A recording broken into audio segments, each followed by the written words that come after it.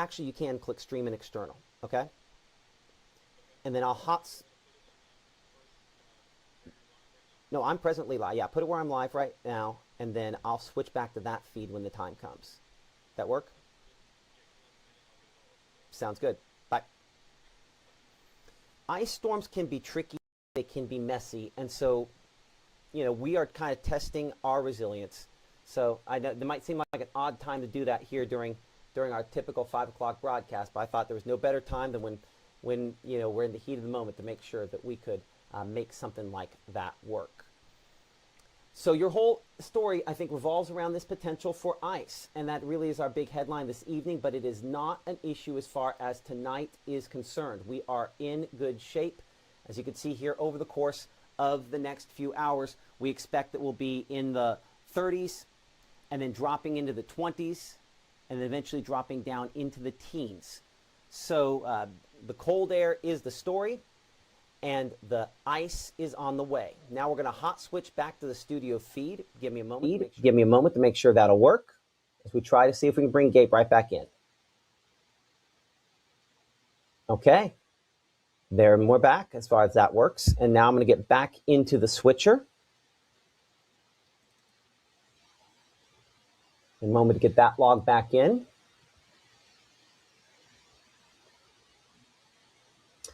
And we'll continue on while that is kind of moving back in. That looks good. Well, shockingly, it all kind of worked. Okay, so let's bring it back in here to our normal 3D version of that. Let's make sure that's in the right one there. And now we're back in control of the system. Okay, so we can take it offline and bring it back. Let's get your forecast on. Sorry for holding you all hostage while we did that. We wanted to make sure that with live ammunition, there's nothing like live ammunition training, and certainly in this case, it looks like that worked. Okay, so let's not take you through any more of that. Big story again, revolving around what's going on back there into Texas and Oklahoma. That is obviously our storm system moving toward us. Already an icing situation back there. Let's see if we have some storm reports coming in. I don't really see many of those yet. I'm going to double check to see if ice storm will that.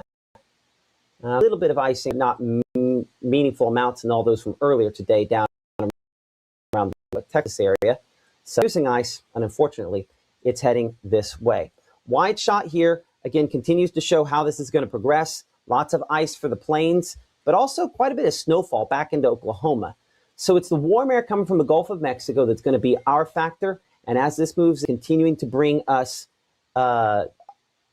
you know, everything that's moving toward us here. Gabe's doing our push alert. We're a little late on that there, so we're trying to work through everything else. But as you can see, again, ice and snow. Mainly snow to the north, and we will look at the snowfall accumulations. I think this is highly optimistic as far as snowfall that direction. Here's hoping that's the case, because snow would be a lot better than everything else, but I don't think most of our projections are going to be quite so optimistic you know, little this event. But we'll look at those snowfall accumulations in a minute. So moisture increasing, temperatures near the freezing point. It is going to be a rough 24 hours with an ice storm and significant ice accumulations likely. Come up here in 60 seconds in the room. When you've been injured, don't settle for a lawyer who doesn't even know where you live. Call Langston and Lott. Local lawyers, personal service, real results. Out with the old and in with the new. It's time to save big at Room to Room's New Year's sale. Store-wide markdowns 50 to 70% off. No tax. 48-month special financing. It's a new year at Room to Room Furniture in Tupelo. There's no place like home. Look at Wanda, ready to rock her big presentation. But first, lunch. Sweet Pepper's Deli. Delicious, celebratory, but is it quick? The Cobb salad. Tender oven roasted chicken, topped with cheese. Prepared, plated, and served in 6 minutes? Is this for real? Well, of course. Well done, Wanda. Sweet Pepper's Deli. Life is sweet.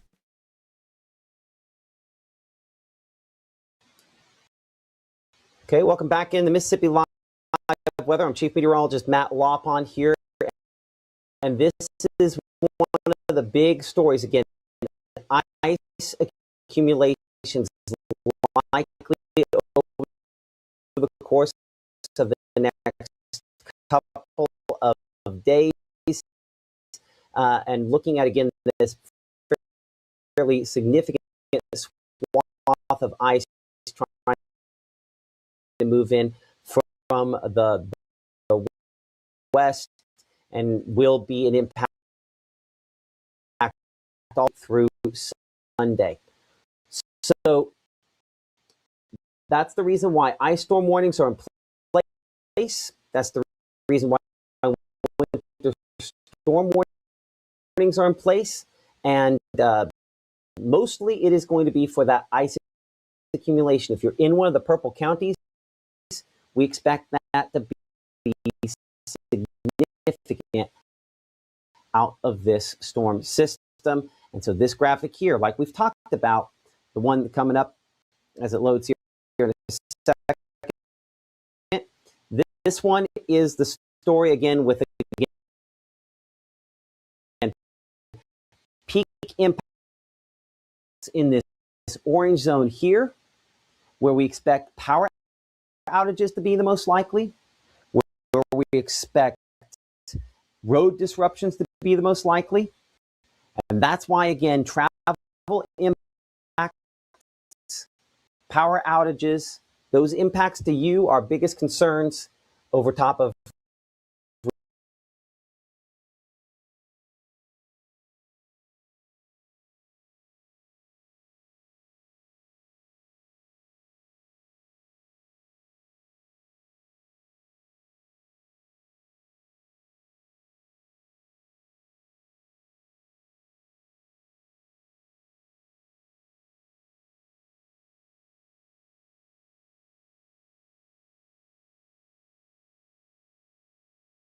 Thank you for telling us. It should be better now. Are we any better?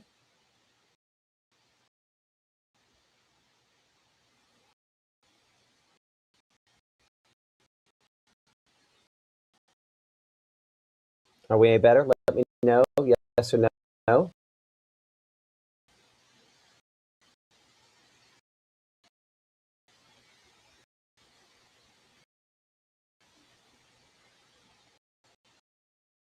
Is it still glitching, Gabe? It's stuck on a frame right now. I don't know.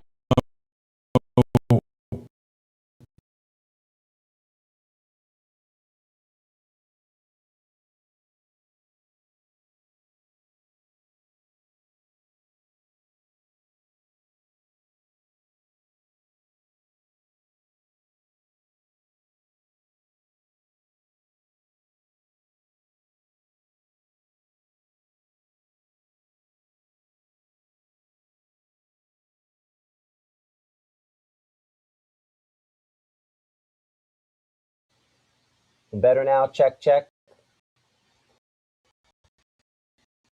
Are we better now? Check, check.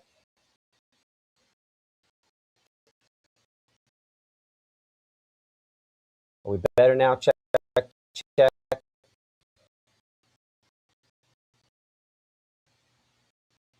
Okay. There, we're back as far as that works. And now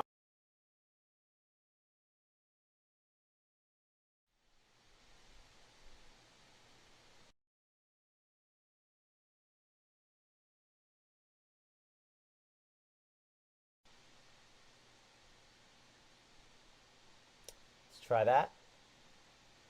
Check, check.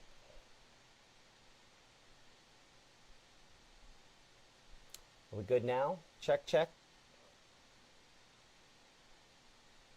We're good now? I might not be able to hear you, Gabe, behind the scenes now at this point here. Say something, Gabe. Test 1 2. Hello, hello. Okay, I can still hear you. Okay, is that smoother? Looks smoother behind the scenes here. So I need you to reset vMix again. Yeah, shut it all down, reset it. My laptop is good in this experiment. vMix. You look good. You look good on Facebook. Okay, we're just going to run it off my laptop then. So restart vMix? Yeah, restart vMix. And everyone's going to be able to hear your voice, unlike the mix minus stuff from before. So when you speak, they'll hear you speak. Okay. Gotcha. So yeah, we'll restart that there. So apparently it doesn't like it when I start streaming from home here, and we do that as well back there. So we'll restart it, and we'll see. And I would discard changes and not save changes. And hopefully it did that last. Did you you loaded the last good? Yeah, that's fine. Won't worry about that. Okay. Now that we're good, it's using your laptop audio mic. Well, that's not good. No, we're good on that. Okay. So that was a fun experiment. Let's not do that again. We'll finish the show like this. It's going to be a little less swanky, but it'll have the information you're looking for. Yeah, Gabe rocking the whole switcher behind the scenes here, but I was trying to see if we could switch it from home and do this, and this is why we practice redundancy, and I'm sorry we held all y'all hostage while we did it. Let's go ahead and go back and talk about some things again. Here are the alerts. Everybody's under 1 with the exception of down in Macon, where you're not, but almost everybody else under some sort of alert, and most of us, it's these ice storm warnings for accumulating ice fall that could exceed 2 inches in some spots, as we talked about. So any of these locations that you see kind of flashing on the screen there, and again, it's going kind of quickly through those, but ultimately, all the counties in purple here, accumulating ice will cause troubles. And as we showed you a moment ago there, for the snow hopes and dreams, at least using our strike model, those are all to the north of us. And listen, they're really significant that way, but they're to the north of us.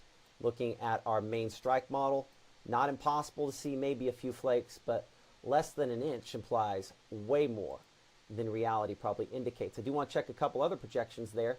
I want in particular use this one, which is our short-term high-resolution rapid refresh model. I want to check and see what it does as far as snowfall over the next few hours. You can see that it does have some flakes with what comes in late overnight, and this one does have a little bit more snowfall up here near the Tennessee state line, which is interesting to see. But the reason I wanted to look at this is between our broadcasts, one of the things we've got to thinking about here is if there's less warm air out on the plains, does that mean that this could still have some snowfall into our area? And what are the implications on sleet versus freezing rain on this? This is more of an indication that it's more probable that there could be a little bit more snowfall up north. Let's look at Snow Finder. And if you haven't been with us all week long, Snow Finder, Ice Finder, Rain Finder, Gabe, was it really Monday we debuted these things? Has it been that long of a week? Oh, he doesn't have his mic up because he's rebooting the switcher over there. Let's look at Snow Finder.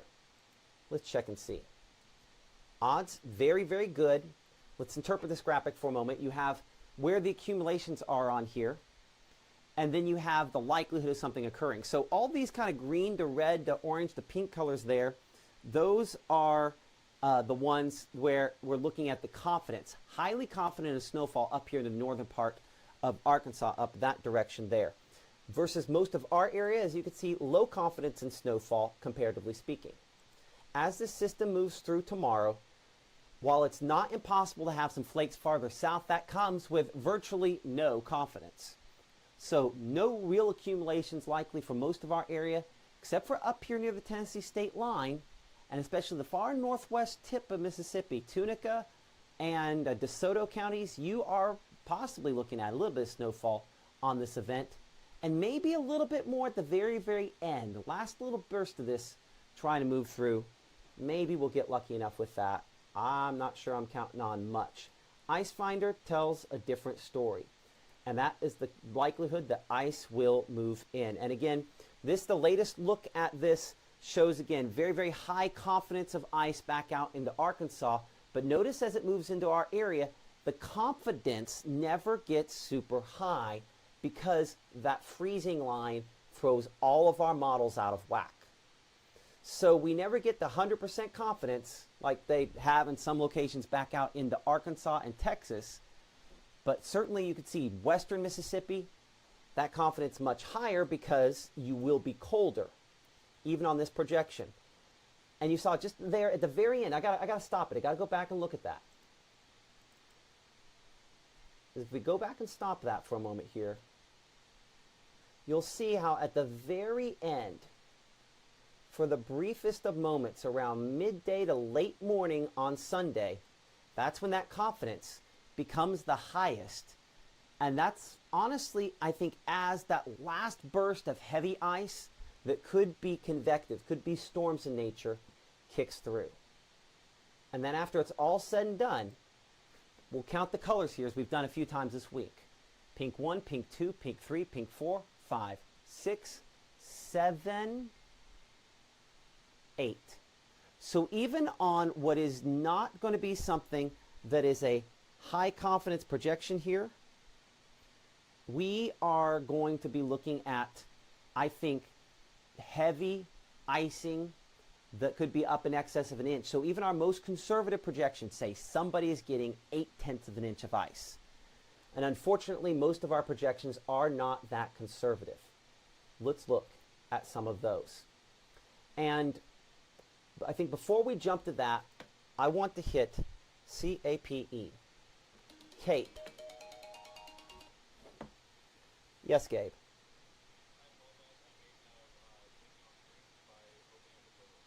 Nope. No. My stream is completely insulated from you right now. I'm broadcasting only with my computer right now.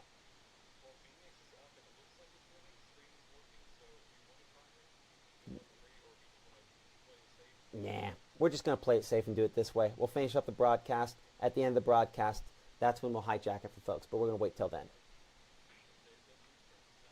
Sounds good. Hey, and the way we conceivably will do this is if you have something a little bit, give me a call. I'll put you on my speakerphone. We'll do it old-fashioned. Sound good?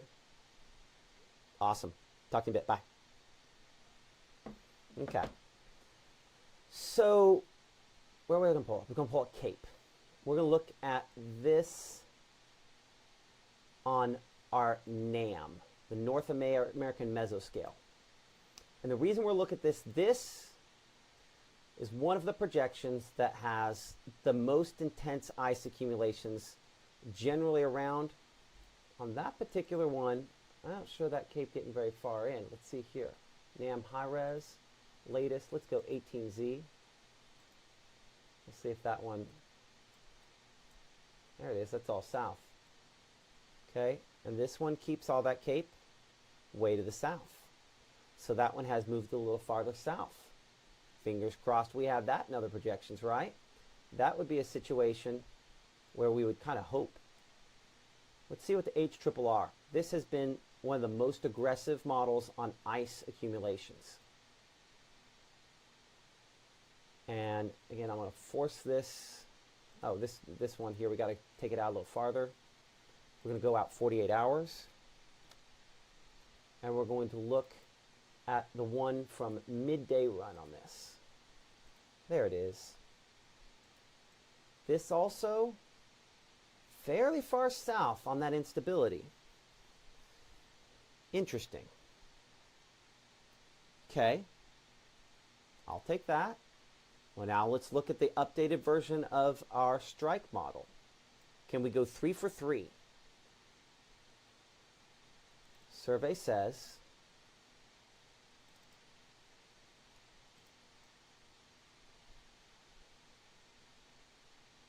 not 3 for 3, but that definitely could be worse. So that's still keeping the most instability down south, but there's still indications, I would say, between the three of those that we could be talking about thunder something. Hopefully that's not the case, but certainly a possibility there. And again, I appreciate all of you in the chat asking questions. We'll try to answer some of those questions here in a minute. And one of those I just happen to be able to see over the top there is, I'm confused. Is this good or bad? Is it lava? Is it hot? This is fuel. Fuel is for thunderstorms. And if you came here looking for a broadcast talking about ice, it matters because if we have thunderstorms while it's below 32, we have an ice storm. And that's why we're looking at this, is to determine that possibility on this. And so I think it's still fairly high likelihood that we have a significant icing situation. So let's walk through this. As you can see here, icing mainly west of us as far as this evening is concerned. but then by 10, 11 o'clock, starting to spread in. A mix that will include freezing rain, sleet, rainfall, and yes, some snowfall up near the Tennessee state line. But for a lot of us, this is going to be some kind of a sleet and maybe freezing rain mix because of how cold those surface temperatures are. And those surface temperatures are pretty chilly. Now I'm going to again take this one out of play.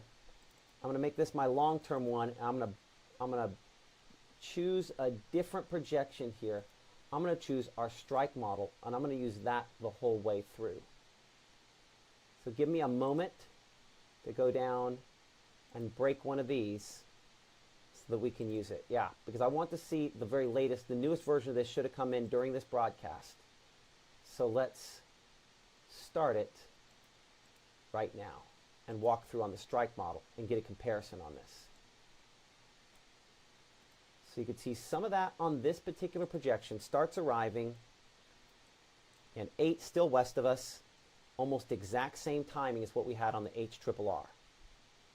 And then continue to move eastward from there. I don't have all my temperatures on this. Let's go back here. Okay, we're going to get this straightened out in a second here. Note to self, live ammunition is great, but we probably should have waited to try that until after the broadcast, not the beginning.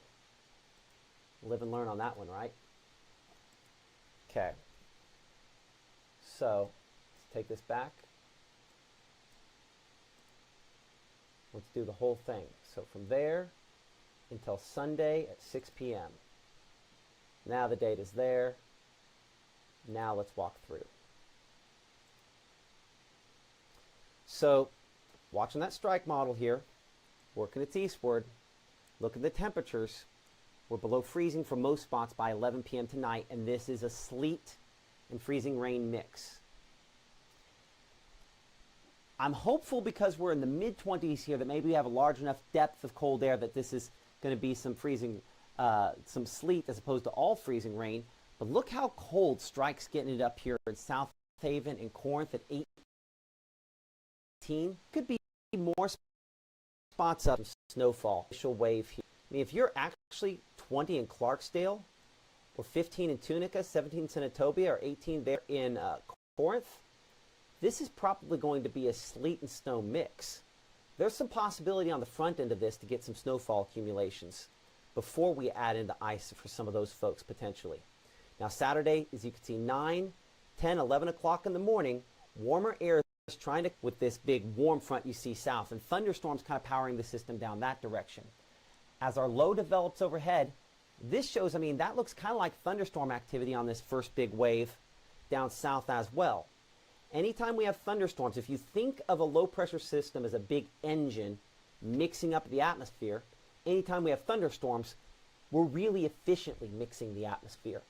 And so hopefully we've looked at some research today that if it gets the true heavy thunderstorm levels, it's possible that maybe that boosts the temperatures just a little bit.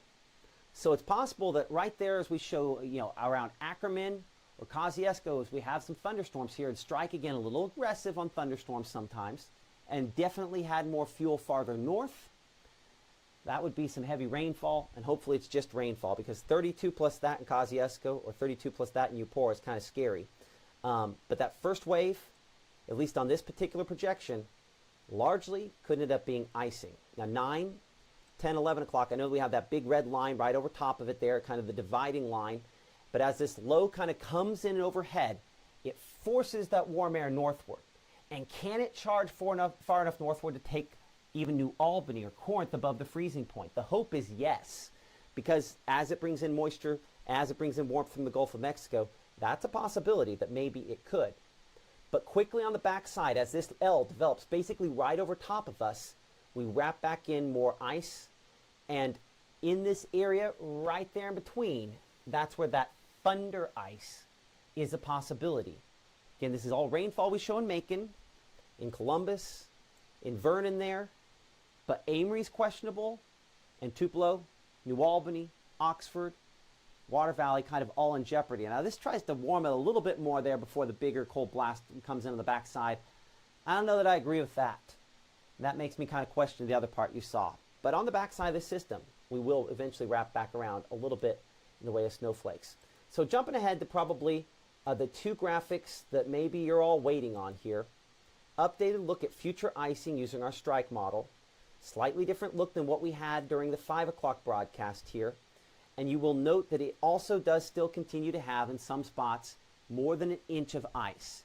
You will note that these locations on this graphic here relate it's almost the exact same shape on where we were showing you those peak impacts, right? It does go back a little farther north and west. And I do think, again, because of maybe some snowfall on the front end out here, South Haven, Tunica. I mean, Corinth not immune from that. Brownfield up there, out toward Ashland, also a possibility. Some snowfall up there, plus this ice. There's some concerning factors to go along with that. Loading in snow and then coming in with freezing rain or sleet on top of that. I'm hoping that means it's mainly more sleet, and then sleet has less of a tendency to bring down power lines and things like that. The unfortunate thing is I'm now going to show you the aggressive projection, and that would be our HRRR model. Again, high resolution rapid refresh, and it only goes through midday Sunday at this point, kind of going all the way to the extent of where it shows it. And this is potential for significant and arguably crippling ice out of it, and does involve a lot of locations. Now, could this be high? Yes. Could this, a little bit of sleet eats into this, and you might have icing that isn't bring down trees icing. But that's a lot of ice falling from the sky, and that means a lot of power disruptions and things like that. I see some folks there mentioning, thanking, different power cooperatives. Thank them in advance, but know that we could potentially have, obviously, some issues related to this. Gabe, behind the scenes there, if you would, let's go ahead and we'll try and see if the stream is up another time here. So I'll pop up my shot so I can bring you in. We'll have you in chroma when we talk. Hit refresh on my call there. Let me know in the chat if it gets glitchy. And we're going to take it back to the studio there and make sure we've got that back up and going. But it does look like it should go better. In 3, 2, that back up and going. But it does look like it should go better. In 3, 2, 1.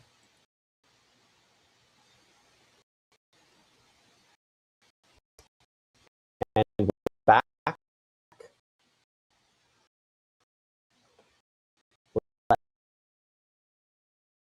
Let me know if we've got issues.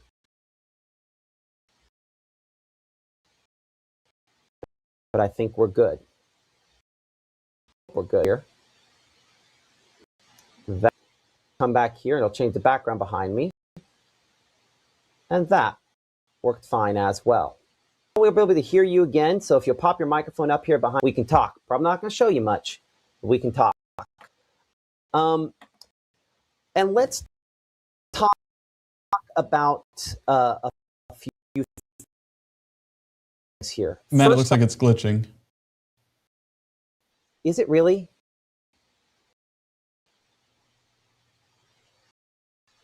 No, it doesn't look like so on mine. Are you sure?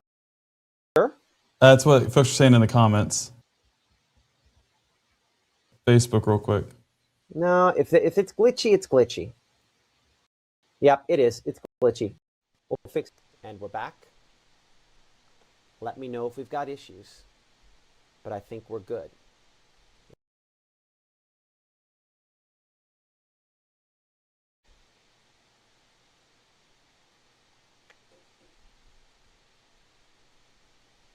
Okay, now we're back again on this feed, so that we'll fix that one after the broadcast. So you're not going to see Gabe, you're not going to see all the pretty stuff. You're just going to see me, but I can see your chats, so not going to do that one again. Again, thank your local power cooperatives. Let's answer some questions here, if we would. I hear a ghost that sounds like Gabe. It's kind of like it. It is. Gabe was good. Matt's glitchy. Okay. Audio on YouTube problem. Is it still the stream button? The stream button is glitching. I'm not. I just want to know if it's better now. So let me know if it's better now. It's good. It's good. Okay. dropping frames. It's going back and forth. So hold on. What's good? Is the stream good on Facebook? I'm looking at chat and what people are saying. Okay, I need you to pull up Facebook directly on your phone with your microphone off and listen and tell directly what it is, because you know what I'm looking for. Okay, let me try this off. Okay.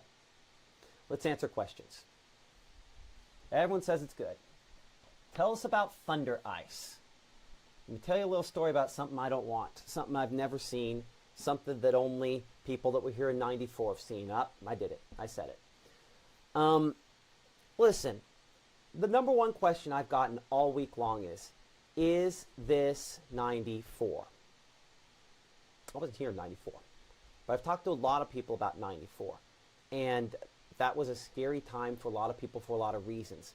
How is this different than '94?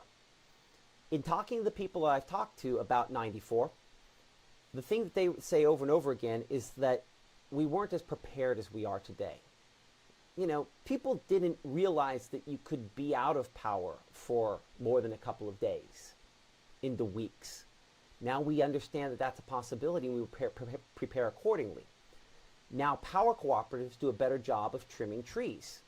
I mean, they did a good job before, but now they know. When we first moved here and you saw a power line, you're like, that's half a tree. Why is there only half a tree there? Well, there's half a tree there because '94. So the likelihood of having people out of power 3 weeks or a month hopefully is not particularly as high as it was, simply because there's been more preventative maintenance done. Now listen, if you have trees over top of your power lines running on your property that you haven't taken care of there, yeah, the odds of you being out of power and losing power is great, because there are so many independent lines. It's when the smaller lines, when it's just you and your neighbor, they're going to hit a line that has 100 people before they hit a line that has 10, right? The people going to fix it most of the time. So it will take time, it will take patience, and folks that are working their hardest. So when you see those folks come around trying to put the power back on, be patient, be kind, be nice, offer them offer them a beverage, but just be kind to them. And they'll do the best they can to get it back on as fast as they can. Safety-wise, this is going to knock out power in a way that, we're going to have cold on the back side of this. Let's look at temperatures and what that does, and then I'm going to actually pay attention to answer some questions. So let's look at those temperatures.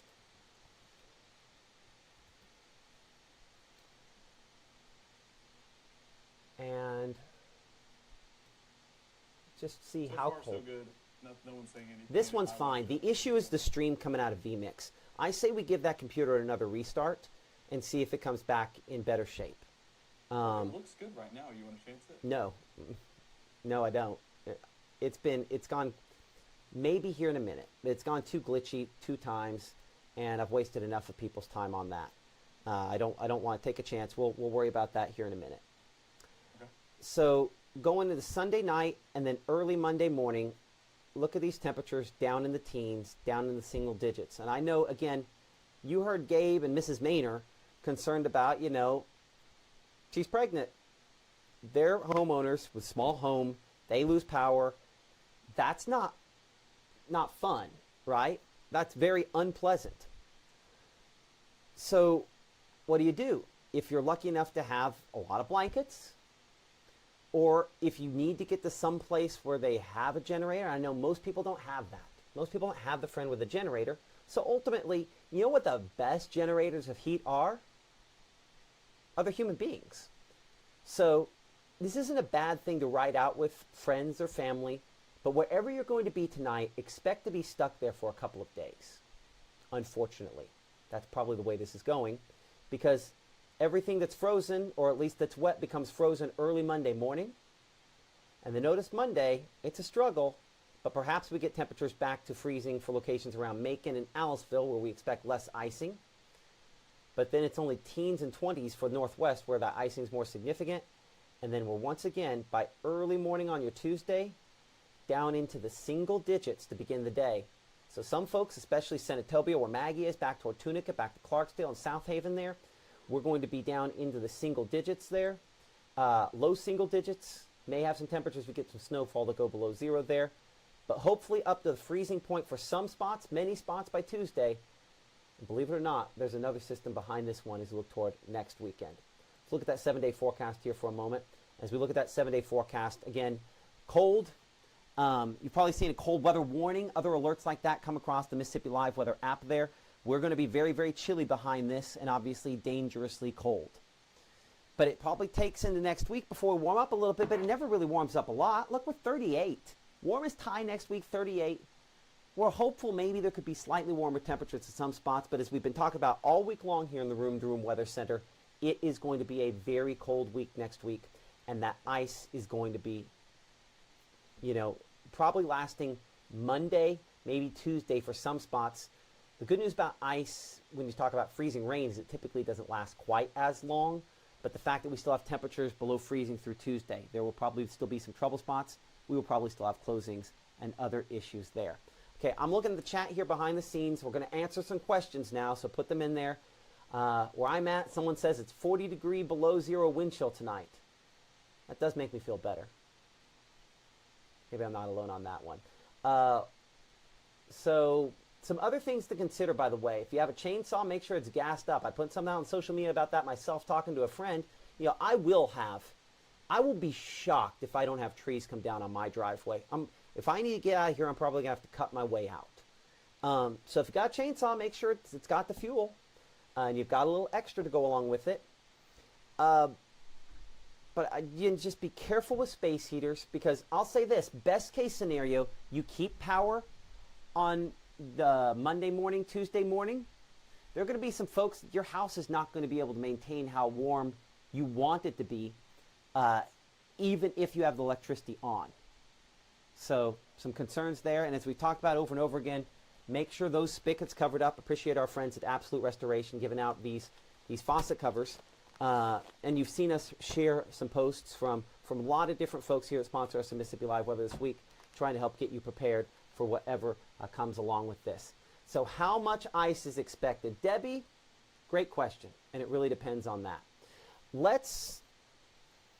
Well, now that I know for sure that we've got that working, let's go behind the scenes on some stuff, and let's talk about that freezing line. I want to address real quick, Matt. Yes. Someone asking if they're going to be able to drive on Sunday. This event, the ice storm warning, continues into 6 p.m. Sunday. So that means there will be stuff falling from the sky in freezing capacity up until 6 p.m. Now, beyond that, temperatures, as you saw just behind Matt a moment ago, are getting below freezing. So anything that does fall, it's going to be wet, and it's going to refreeze on the roads and on the ground getting into Sunday night. That continues to remain potentially below freezing into Monday, potentially below freezing all the way into Tuesday, and maybe even Wednesday in some spots.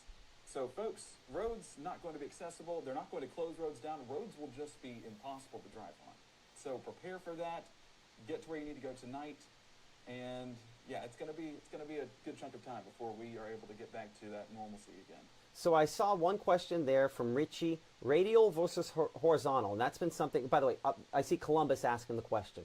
Columbus, you might miss out on most of this. I'm hopeful for you. Macon, you're probably going to miss out on most of this. But I think even in some of those spots there, Columbus, north of Columbus, Caledonia, back toward, locations around maybe West Point, back to Starkville, back to Louisville, there's still icing potential for some of those spots there. Okay, so very colorful map. We're not just showing rainbows here. We're looking at the freezing line. And we're going to look in particular, this is midday through Sunday. And one of the things that we're watching on this is we all kind of drop below freezing. Most of us drop below freezing earlier on the period before it starts going back up above freezing. So we're looking here again, pre-dawn, early morning on your Saturday. That freezing line is, I'm gonna see if I can zoom this in. Give me a moment. I'm gonna break my system just to zoom it in. But we're friends here. I think you're okay with me breaking it, right?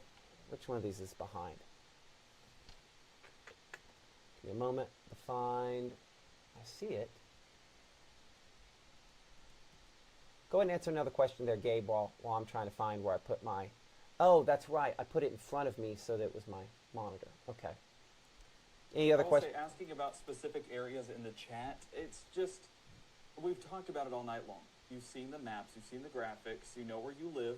Line that up with where those graphics stand, and you can expect those impacts. I will say right along the Natchez Trace corridor, that's kind of that area where we expect those highest impacts, and especially up towards the north and west, because it's colder air, still having that large amount of moisture. So, folks, if you live northwest of the Natchez Trace, then you're in an area that's very susceptible to winter weather and going to see impacts for a long period of time. Southeast of there, even continuing to see those impacts and potentially getting that impacts as well. Now, the chances, the confidence still wavering a little bit because it really depends on where that freezing line sets up. So there's potential things could go better. There's potential things could get a little bit worse. But down around, Aliceville or even up there towards Birmingham, my folks are okay in this event because it's that warmer air that's going to be moving in. And so that's the line that we're looking at. So this map that you saw a moment ago, that's what you need to know.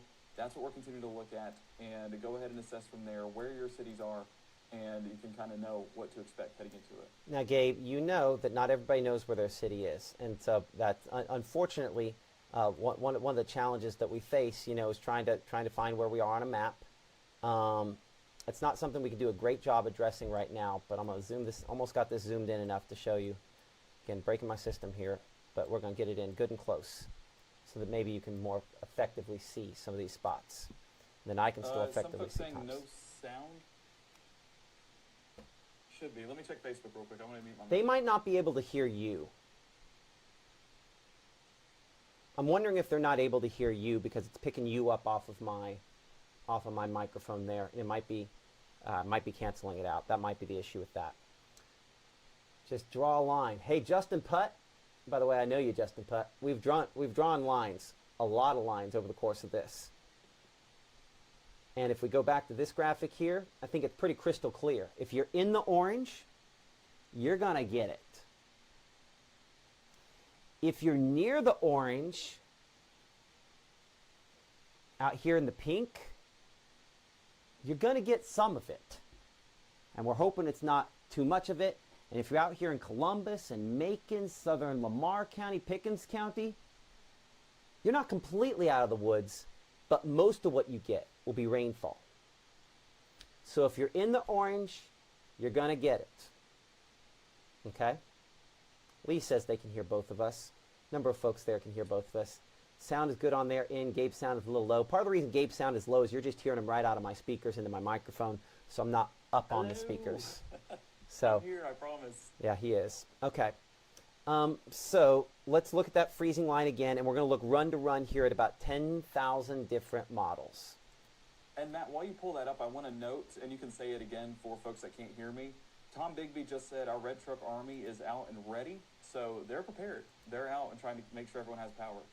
Okay, as Gabe was saying, Tom Bigby said their Red Truck Army, as they're calling it, is out and about and ready to go for whatever comes their way.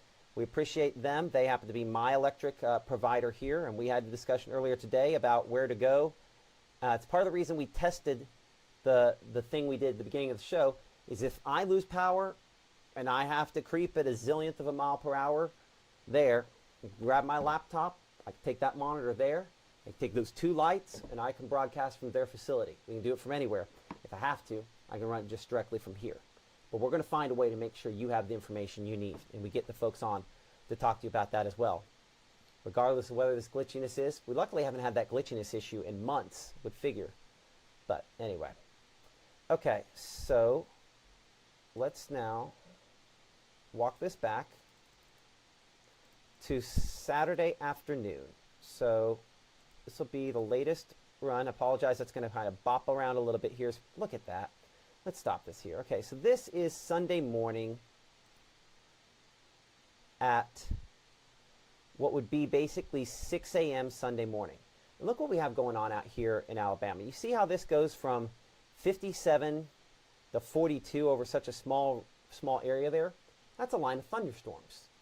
The freezing line's still back to the north and west at that point, and we have a billion different projections we can show you here with varying levels of confidence in any of these. But the majority of these have that freezing line over about half of the area at that point in time. Let's back it up 24 hours to early tomorrow morning. Should be right here. At that point, that freezing line is south of most of the area. I show it down all the way to Noxubee County, in fact, the only county not under some sort of advisory that we cover. So as we check out the different projections, most of them are pretty similar in that position. Some of them are farther south. But they all pretty much agree we're all cold enough to support some wintry stuff overnight tonight. So it then comes back to how much moisture and what type. A mix of snow north, mixed with sleet, mixed with freezing rain. It's a mix because depending on how thick that cold layer is, depends on just exactly how much you will end up seeing and what type. So everything pretty much agreeing. As we hop forward to noontime, things have changed a little bit. This is the projection we've been looking at a lot lately, our HRRR. We'll see if I can zoom in a little more. I like this site, and it's not pretty, but it allows me to go back and look at the different projections. And again, this is that freezing line. And as we play the where is the freezing line game on this, that shows it halfway through Monroe County. In this particular projection, Lowndes County is in decent shape. But we don't expect that necessarily all of them are going to agree. Some are similar. In fact, a lot of them are pretty similar there. Somewhere from Monroe back to southern Montgomery County is kind of the general consensus. A few farther north, a couple farther south. Those are some older ones that are farther north there. But most are recent models. I mean, there's more than a couple of those that are still at the freezing point there in Caledonia, northern Lowndes County. So going back to this graphic again, that's the reason why this is unchanged from yesterday. Exact same graphic, except I changed the time. It said at the top. It said Friday through Sunday. We just put through Sunday now that we're to Friday. And so I still agree with the positioning on that. So if you're watching this going, what about like places like Greenwood, right? I'm barely orange in Fulton.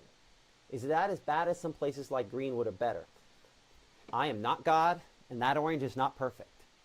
So if you're right there close to orange, you could still see significant accumulating snowfall.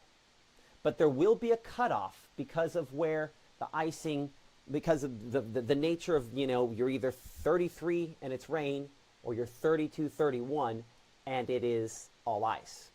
So there's going to be kind of a sharp cutoff there. But I would say that this is not gospel here.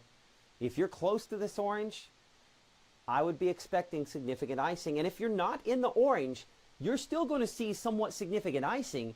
It's just we are dealing with and up against what probably is the greatest amount of ice that I have covered since I have been here in my 15 years in Mississippi. I cannot think of an event that has the potential to be this significant. I've been wrong before, and I'm one day closer to being wrong again. But this does have significant ice storm written all over it. It has for the last few days, and you know if you've watched all the coverage that clearly we have been kind of escalating this as we've gotten closer with confidence, but this has significant ice storm written all over it. And as we go back again to my browser over here, kind of showing this, the unfortunate thing kind of looking at this particular graphic is more and more of these are pushing that cold air farther south. Someone mentions look online for warming stations. The folks at the national, at the North Mississippi Storm Chasers have a complete list on there. Gabe, we need to share that post if we haven't already. Okay. Share that post to let them know. My phone continues to blow up here. Folks watching at different spots. We appreciate that. That was Jesse Bandre with Exceed Technologies. That's one of the... see, I can see the logos behind the screen, behind the scenes. You can't there. Gabe, I mean, we can try it one more time. Do we risk the glitchiness? Let's try it one more time. Okay, 3, 2, 1. That's one of the... see, I can see the logos behind the screen, behind the scenes. You can't there. Gabe, I mean, we can try it one more time. Do we risk the glitchiness? Let's try it one more time. Are you sure? Okay, 3, 2. You're going to see me jump back in time for a moment, and then we'll jump back.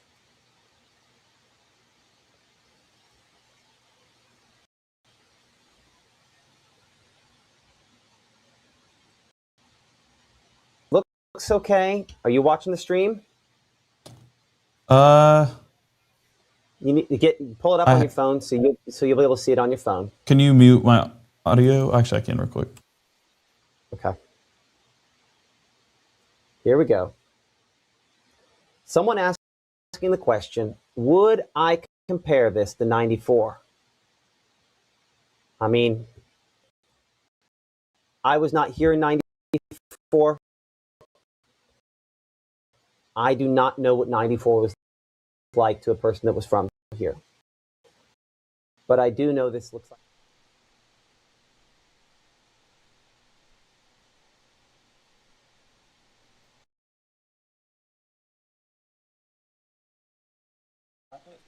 Okay. That's our meteorologist, Gabe Maynard, restarting the computer. And we're back again. Someone said it's not glitchy now. It's intermittent. It's not, no. That's fine. We swap back. It'll catch up on the stream. Okay. There's a little bit of delay there, so we're back. Technology. Gotta love it. At least we got one of these working right. Okay, Gabe, yeah, go and restart the switcher, and we'll go from there. We'll hope it comes back better. If not, I'll reset the switch, and then everything will be good. But luckily, we can do it from home. Okay, questions. Let's look here through the questions real quick. What about Winona? You know, again, I need to apologize to folks here. I need to send a heartfelt apology out. I'm going to underline some cities here. Well, I don't have Winona on there, but I'm going to circle Winona. I'm going to circle Grenada. I'm going to circle Water Valley. I'm going to circle Pontotoc. I'm going to circle New Albany. And I'm apologizing to you in Oxford or Greenwood or Belzona or Greenville or Cleveland. I've been obsessed with locations east of you. And I've been obsessed with these locations because I'm trying to figure out if they're going to get it. The reason I have to apologize to you is because you are going to get it. You're going to get kind of the bulk of what this has to offer in, unfortunately, the most negative way possible, because it's going to be problematic for you. So all those folks I just mentioned, we have a high level of confidence. You're going to have an ice storm that will be producing more than an inch of ice, and some projections go more than inch and a half of ice, and that's going to cause power disruptions. It's going to cause travel impossibilities. And it's going to be like that in the next week. So one of the things that we have talked about related to that is the fact that we do have school closings information. That I say school closings. The reality is just closings information there on msliveweather.com. We also have it in the Mississippi Live Weather app, so you can check out the closings there. We show ICC. The folks at North Mississippi Health System, Sanders Clinic, all that advertising, letting us know there's some closings on the way for next week. You can submit your closings. You just take that closings link and type in the word SUBMISSIONS, submissions, and pop that up. You can submit school closings. Now, I'm just waiting for some of those folks to try submitting them. But here's the thing. There's some two-factor authentication. There's a little bit of AI. And then at the very end, a little human interacting with that there that will make sure that only the right ones get on. And it logs your IP numbers. And we'll send those to the superintendent as well. So that's where school closings are. Administrators, business owners, I would recommend using your business email. So we're probably going to reject all closings that come from at iCloud.com, or if it comes from at yahoo.com or at gmail.com. We're not going to put those on. It's going to need to come from, at icc.ms or, whatever your business organization email is from. So if it comes from that business, like from that business organization email sender, and we're able to verify it, we'll put that on our closings list. I know that will eliminate some small businesses. I apologize for that, but that makes sure that we don't have any false closings that make it on. And we've had plenty of people try. But that's one way in which we're going to sort it. So it needs to come from your businessdomain.com, .biz, whatever it is. So in my case, it'd have to come from not my Gmail. I have a Gmail because I'm a normal person. Everyone's got a Gmail. But it would have to come from my at msliveweather.com email for it to make it on that school closings. And I say school closings. There will be some business closings that we're able to put on there as well. So Maya J says, as a student at Ole Miss, is it safer to go home now, Monroe County, or stay in Oxford? I'd go to Monroe County if I were you. I mean, because if I go back to this graphic here, Oxford's in the heart of this. I'll clear this off. Oxford is in the heart of this frozen everything. And you go that 60 miles back to Monroe County there, and you're in massively better shape. So yeah, I would go stay with family there in Amory. I don't think it's a bad idea if you live in Grenada, if you stay with family that's down in Ackerman or Starkville. That's actually probably a smart decision. One of the things our meteorologist Gabe Maynard's been working out behind the scenes here, part of the reason you haven't seen him on the air, other than the glitchiness, is the fact that he's trying to figure out his plans and make sure that, you know, they thought, okay, we're going to hunker down, we've got a generator, we're going to do this. And then as all the models today have kind of come in, he's been like, I don't know that we feel comfortable with this even. And he's the one he's known that inches of ice have been possible all week long. And models have been kicking that out. You know, and even he is trying to rethink things as we get closer. So I understand that if that is the case there. I saw somebody saying, hold on. There was a comment a minute ago that I wanted to answer. I want to hear Matt's percent prediction on power outages. 100% there will be some. The amount comes down to infrastructure, right? You could have a very high percentage of power outages if you got a large amount of ice over the big transmission lines, which are designed to take a bunch of that, but then you put wind on behind it there, and now you're stressing it, and if you lose a big transmission line, you lose a large percentage of the area. So that everything is weighted because of that. But 100%, there will be power outages, and they will be in the thousands, and hopefully not another zero behind that, or another zero behind that. But that is a possibility. Significant power outages will happen from this, probably. Hopefully not, probably. So Ayuka, hold on, let's see here. No. So someone was asking, so Ayuka on the line between a lot and a minimal ice. Again, not God, not perfect, but I would say absolutely not. I think Ayuka could still see very significant ice. In fact, I'll go back one graphic here and show you that ice fall accumulation on this with our HRRR model. Let's be crystal clear here. The 2.7 it shows in Water Valley is extreme. But if this number, these numbers I had, you know, ignore Boonville and Corinth for a second. In Ayuka, this already would be the largest ice total I've ever shown on air in a broadcast before. I'll be honest, I don't know if I've shown this ice total on air in a broadcast before. So no, I would not say you're on the line between bad and okay. I would say that you're definitely in it in Ayuka and Red Bay. Let's be honest, 6,800ths of an inch in ice, 2/3 of an inch of ice in Amory is still extremely significant as well.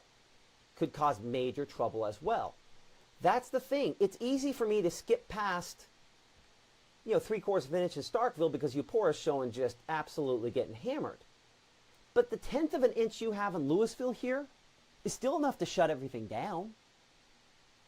I mean, this would be, I would avoid the word ice storm with these, but if this was as much, if you told me a week ago that somebody could get 3/4 of an inch of ice, I'd say that's a really, really bad storm. The fact we have this just kind of amplifies the concerns. Hope that makes sense. Let's look for some other questions here. I live in a very low population area. I know we're lower on the list, so prepare for extended outage times. We hope we get lucky. That's James on YouTube nailed it. Low population areas, it's going to be a while till they get to you. Now, a while might be a couple of days. A while might be a week. And dear God, I hope it's not longer than that. But I can tell you this. In talking to folks behind the scenes, folks with the government, have been staging up in Tennessee, preparing for this so they can get assets in here. There are going to be people that come from all over the country to help get our power restored here in North Mississippi. Because our folks go help them get restored after hurricanes. It's just kind of the way in which, as Mississippians, as Americans, we all work together. But it's going to be, yeah. And I'm not ignoring Boonville. I see someone saying, don't ignore Boonville. Trust me, you're in the orange. That's not good. Let's try to keep the language under control there. Luckily, the chat's not coming on the mainstream, even though it is on Facebook. A lot of folks coming in there as well. Other questions that you have there. Someone mentioned they have to travel. I would say this. I would not feel very comfortable traveling at all tomorrow. Even if I'm down here in Starkville and Columbus and you go above freezing, I would not feel comfortable traveling because precipitation could force the temperature down from time to time. If there's any dry air at all, we get what's called evaporative cooling. And so as something melts, it removes the melting process, changing from a solid to a liquid, removes heat from the atmosphere, and that cools it. And so even if your car thermometer says you're above freezing, I would not trust it. I would not risk it. We've talked about this all week long because I strongly believe that travel should be, if at all costs, avoided tomorrow. And I'm going to have to consider rebuilding some of our graphics here because I have been standing over you in Greenville and Cleveland and Greenwood the entire day on all these graphics. I'm really sorry about that. But you are in a zone out here, Grenada as well. Significant icing in this causes significant power outages as well. Jim asking about his specific coordinates. Possibly. Down in Jackson, appreciate your insight, appreciate that as well. I live in Oxford, work in Marshall County, so no work tomorrow, you say? I'm telling you, Candace, like, work is between you and your employer, but I would not be going if I were there. I would not be driving between Oxford and Holly Springs. Someone asking, are tornadoes possible at this cold of temperature? Not impossible, but unlikely. And I would say even for us, even if we get thunderstorms, getting tornadoes this far north would be difficult. And you might say, wait, what? Let's talk about that. So, give me a moment. I'm behind the scenes on the wrong computer. Give me a moment here to look at a few things. As we look at kind of our models over here again. See, there we go. I'm going to look at the convective potential, in particular, the significant tornado parameter for this impending storm system. Because, yeah, believe it or not, down in South Mississippi and South Alabama, it's not impossible that this storm system could produce tornadoes. It's one of the things I say all the time when I do school visits, is that every time we're looking at a winter storm system, the first thing I do, I look at it, I go, well, we're going to have something. When then the next question is what? Well, it could be either tornadoes or snow. But the same kind of system, farther north, brings us tornadoes this time of year. It's just far enough south that instead it's ice and snow and all these other things. So, believe it or not, yeah, tornadoes can happen when it's cold. But down there, if I look at the exact same time, you'll see that the temperature at the coast is 71 degrees. So this cold up here, pretty rare. Typically, if we're going to see it, it's going to be a bit warmer. And so, listen, is it impossible that we could have 60-degree temperatures Tuscaloosa County? No, not impossible at all. So, again, tornadoes, not impossible. Thankfully, less possible than snow, and snow is not very possible for most locations, except near the Tennessee state line and at the very back end, maybe wrapping around a little bit there. Okay, let's see here.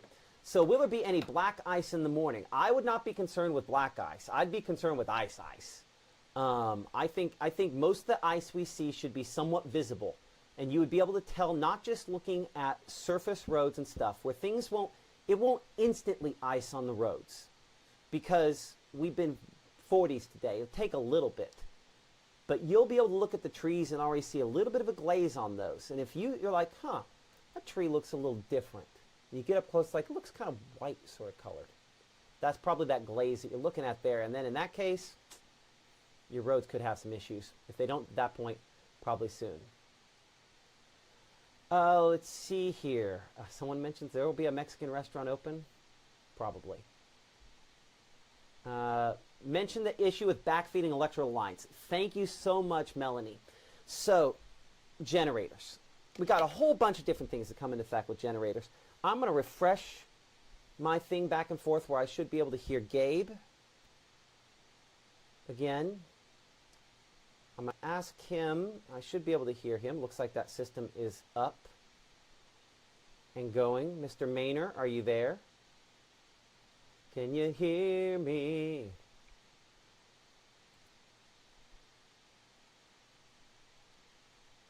Okay, no. Well, the reason I was going to bring Gabe back in is he knows better where all those kind of graphics are on this, and I could conceivably let him talk on that.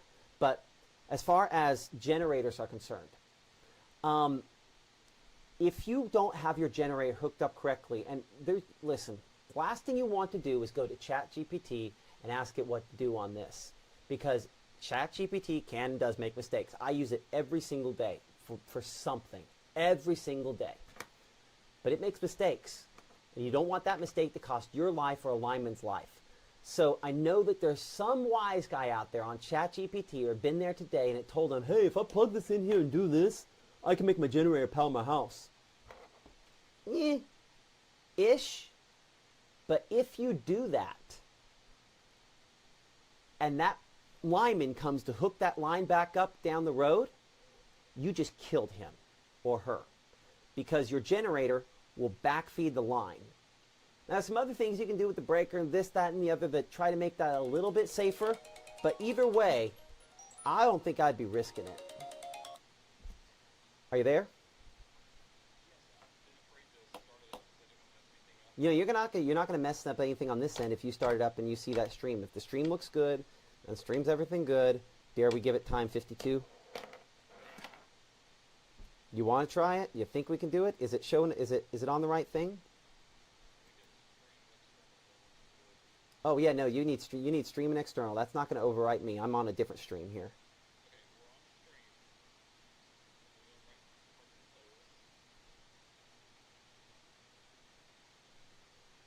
There we go.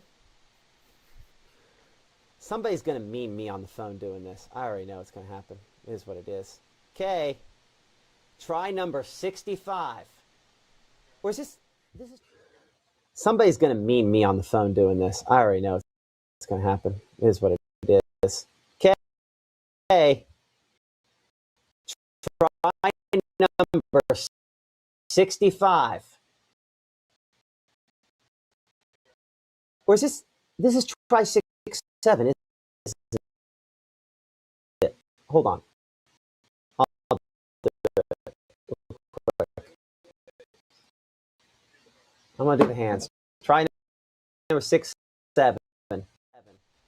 What are we doing? Gonna make it work? Glitching.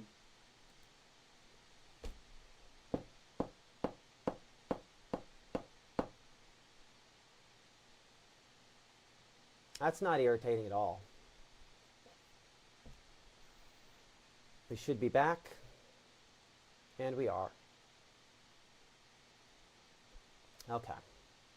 More questions. Real quick. Let's go back. Back up with generators. Your generator could backfeed the line, and that could kill somebody that's trying to hook your power back up. Don't do it. It's not worth it. Also, generators produce carbon monoxide. So do propane heaters. So do kerosene heaters. Anytime you're burning something, natural gas does as well. But your natural gas on your actual house heater is ventilated to the outside. So anytime you're burning something, you're consuming oxygen, and you're also at the same time producing carbon monoxide.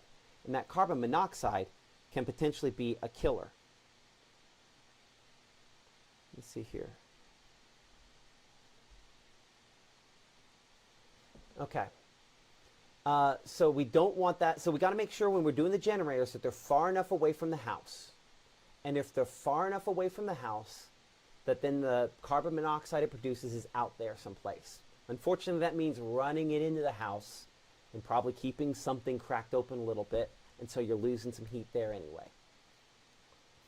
It's better than nothing, but space heaters, dear God, just be careful. Keep everything away from them, because I'll be honest with you.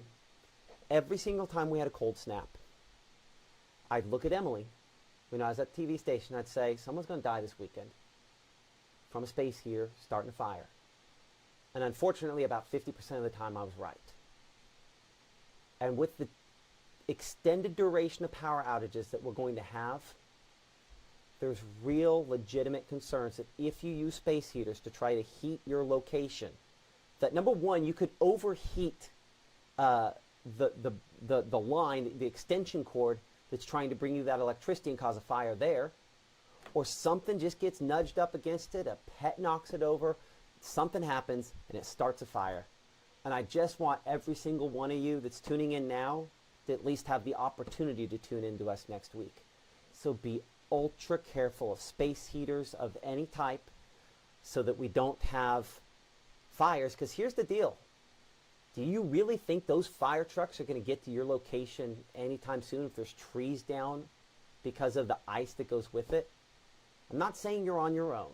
First responders are amazing and ingenious and will find a way to get there, but it's going to take time. And at the exact same time you're having problems, it's possible a lot of other people could as well. So we have to make smart choices.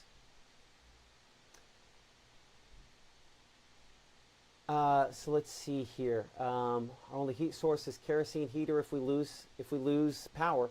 I understand that. And growing up, that was the case in my house as well. If we lost power, we had a kerosene heater. Just understand that that room needs to be vented in some way, shape, or form to get those fumes out of there. Because carbon monoxide doesn't smell like anything, and you can't see it. And so because it's an odorless, colorless gas, about the only way you know it's built up is if you have a sensor, a carbon monoxide detector, and it goes off. Or it's already making you sick. And the way you can tell if you're sick from carbon monoxide poisoning, we talked to a doctor with IMPC, one of our sponsors here, but maybe the best information we've gotten about this that I could pass on to you.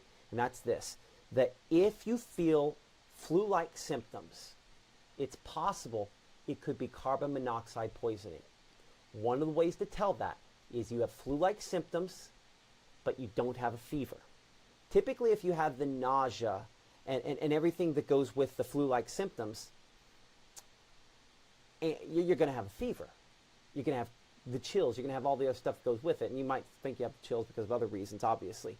But if you start getting sick with the flu and you're burning a kerosene heater, or you're using a propane heater, or you're using your fireplace, it's one of those ventless fireplaces that's kicking out heat, it's possible that maybe it's not properly vented. And in those other cases that you don't have enough ventilation, if you start feeling like you have flu-like symptoms, you're probably being poisoned by carbon monoxide. So at that point, you want to get out of the structure, get fresh air. You probably are going to want to call somebody, maybe 911 or something like that. Obviously, we want to make sure that we're not just calling, I don't feel well. You make your choices on that. I'm not going to tell you exactly how to handle that. But flu-like symptoms, most of the time, equal carbon monoxide poisoning in this situation. I could be wrong, but let's just understand that that could be what's going on. Someone mentions keep those fire extinguishers close at hand. You absolutely need to do that as well. Someone was mentioning a lot of folks don't know what county they're in, or necessarily where they're at on a map. I can break my graphic here for a moment. It will help out a little bit. If that is something you struggle with, I'm not just going to throw my hands in the air and say, live with it, deal with it, your problem. Give me a moment here, and I'll make it put on more locations on my map. And we'll just kind of zoom around while we're talking. I'm going to make it put on too many locations, so don't criticize me on it being unreadable because of that. But I'm going to put on a whole bunch of places, right? Maybe too many places. But this will make sure that some folks can see where their city is at on here. So again, in this kind of orange area here where we have our peak concerns, I don't want to, I was breaking something. There we go. Nope, nope, nope, nope, nope. It is editing all that. Stop that. Come up here. There we go. Okay, so you can see Greenwood, Sunflower, Cleveland. I'm just going to kind of move this around here a minute while we're talking about this. Take precautions if you use kerosene heaters. Yes, absolutely.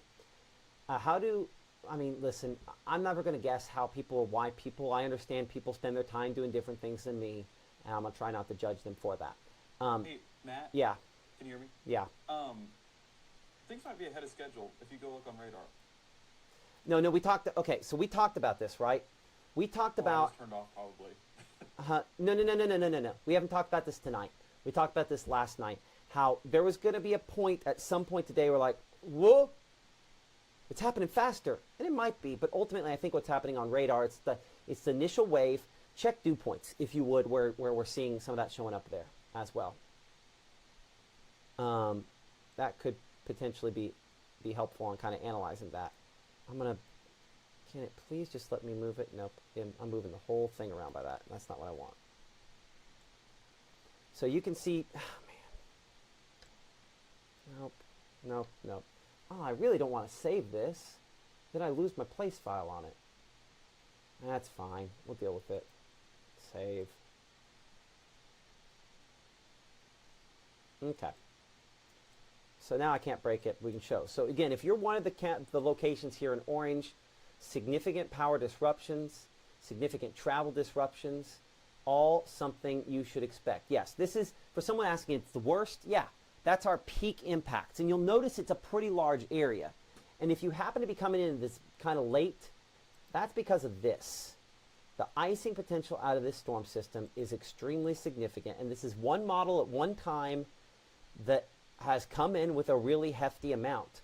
Honestly, we're at 724. 0Z her might be coming out right now, actually. One note with that forecast, dew points are at 22 degrees, but I want to say, ironically, the one location I clicked on the Mississippi Live Weather app was Snow Lake, Arkansas. So maybe that's rooting for snow in the forecast. Maybe that's good vibes. I mean, I'm never against rooting for snow. Well, I'm sometimes against rooting for snow, but I'm not in this situation here. It does look like 0Z, which is the most recent run of the HRRR model, is coming out, and it's no prettier than the one we're looking at right now. Let me double check. I'll show you. I'll take you guys over to the gross version of everything. And I should be able to zoom that in a little bit more. Give me a moment to do that. And so this is the most recent version of the one model I was just showing you a second ago, and it's accumulations. And it's not impossible. This is actually a little bit more rough. Yeah.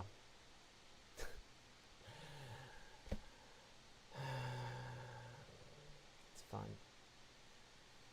Okay, so let's... So what are we looking at here? Oh, yeah, dew points are absurd. I just looked at all through Arkansas on that moisture that's there, and the other ones are at 13, so... Yeah, so it's really dry air. Now that's going to make sure that what ends up falling is frozen.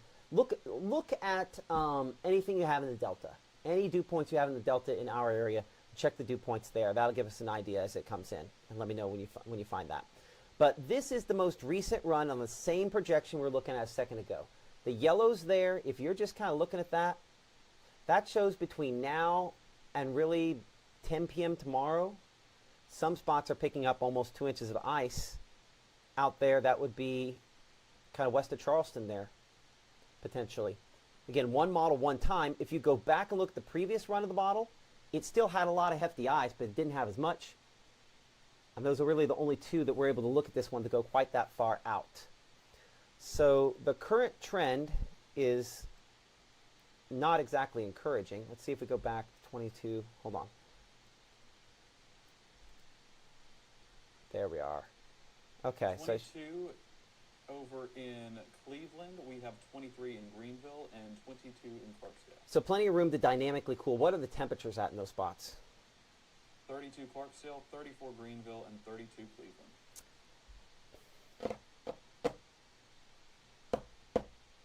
Pull up a sounding from over there. Let's see if we get some snow on the front of this, or if it's just sleet. Well, that'll have to be off a model run. Are you okay with that? Yeah, I'll deal with that. You want me to do it on the BAM computer? Do it with the wrap. Yeah. Okay. On the BAM computer. Yeah. Okay. So, looking at this here, this is older data, newest data. Unfortunately, that is a higher ice amount. What does that mean? So you see these numbers? It's highly likely that the newest version of this projection is going to come in even higher than this. There's a couple reasons that's important. One of which is, well, I mean, it's the newest data, and it's ingesting more of what the storm system is doing back to the west of us. And to a certain extent, the data coming in is using some of the upper level data to try to kind of augment it as well. But that's not a good sign. Yeah. Is this related to global warming? That is more obvious after the fact. We can go back and look at certain signals. I would say that I'm not going to draw a direct correlation between this. Climate change, number one, is real and it's happening and it's our fault. That is all true. But individual events and how it works out, I could tell you how it feeds into tornado events and other things. I haven't spent a lot of time looking how it feeds into ice storms, basically because we don't have them very often. I'll have to get back to you on that one. Close to Cleveland is on the BAM right now. Okay. And that's the most recent hour of the wrap. So give me just a moment to pull that up. And I'm going to have to...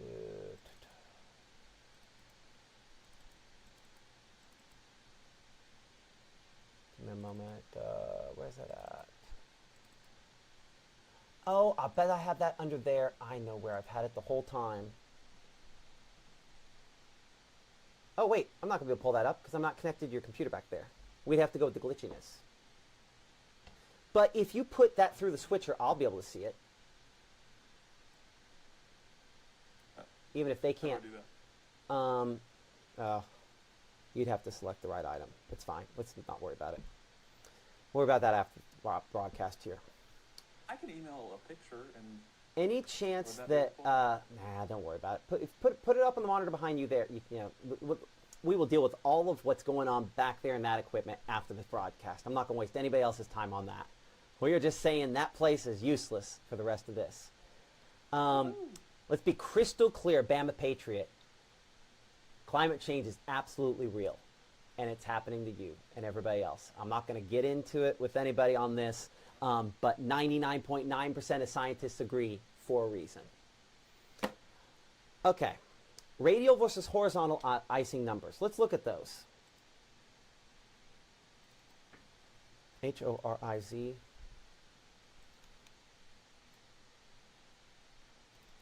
And RAD, IAL. And again, one of the things that we've tried to figure out from the beginning on this is brand new data that's available to us. And so trying to understand how accurate it is or isn't, because this shows the radial icing to be rather insignificant, and I couldn't disagree a whole lot more. So I don't know exactly what this is seeing and how this is working and whether or not it's valid. But Gabe, that's another phone call we need to make to ask them. So we can get a little more info on that. Now the horizontal icing here, again, looks at, flat surfaces. And obviously that's pretty significant there as well. It's less impressive. I'm not at a point that I agree with this model anymore.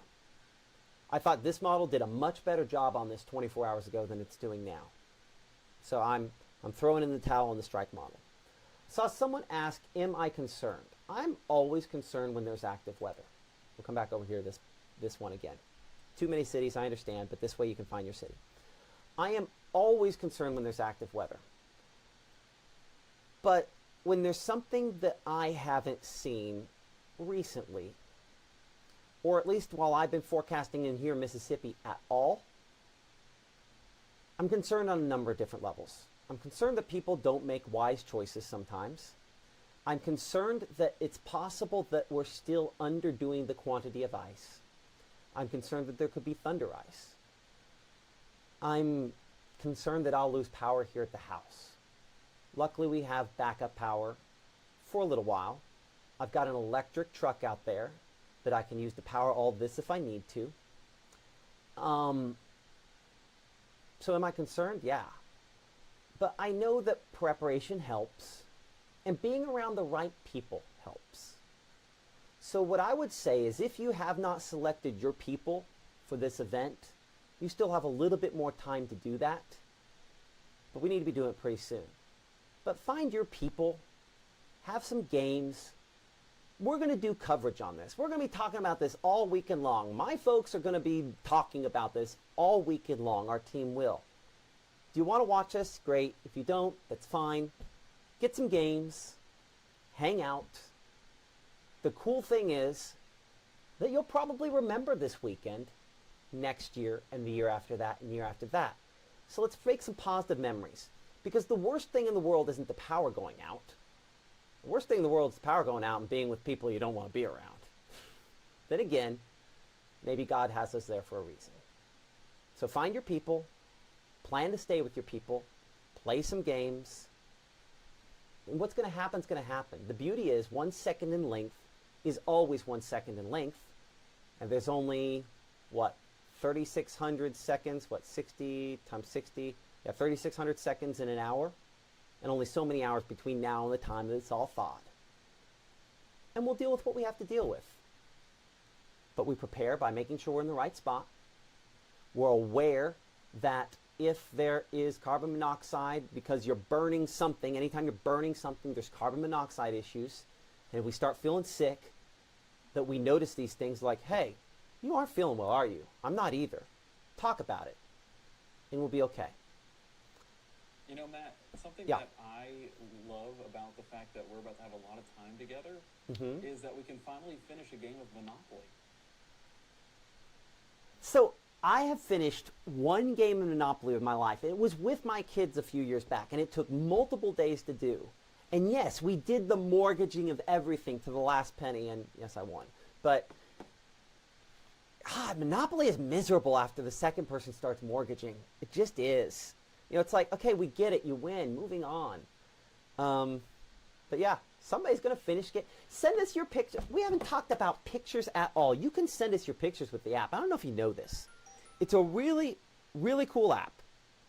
But there's a place in there where you can send your pictures. I'm going to, by the way, all my group chats are going crazy, and I have them all muted so we can have a good conversation here. And yes, I apologize that there's a pop-up on there as well.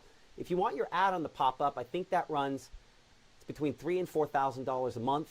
Can you imagine? By the way, we had 500,000 views yesterday. So if you're a business owner and you advertise on a billboard someplace, understand that is an option there, and it's exclusive. A lot of other things out there. Again, I can't pop up room to room on the screen right now because we're having that glitchy issue. We'll get that fixed by 10 o'clock. We'll have that all fixed for the event. Don't intentionally break things between the 5 and 6 o'clock show. We've learned that lesson. But I appreciate room to room and every one of those sponsors. I'm going to pull up our sponsor page here. I'm going to answer a few more questions, and I think it's time to shut it down. I know that people will stay on with us until I'm quiet. We've learned that in severe weather coverage before. So Wait, Matt, before you go, on our Weather Watcher pictures, some of our weather watchers out there in the field submitted a picture of a barometer. And ironically enough, it's where that low is going to be forming heading into the weekend.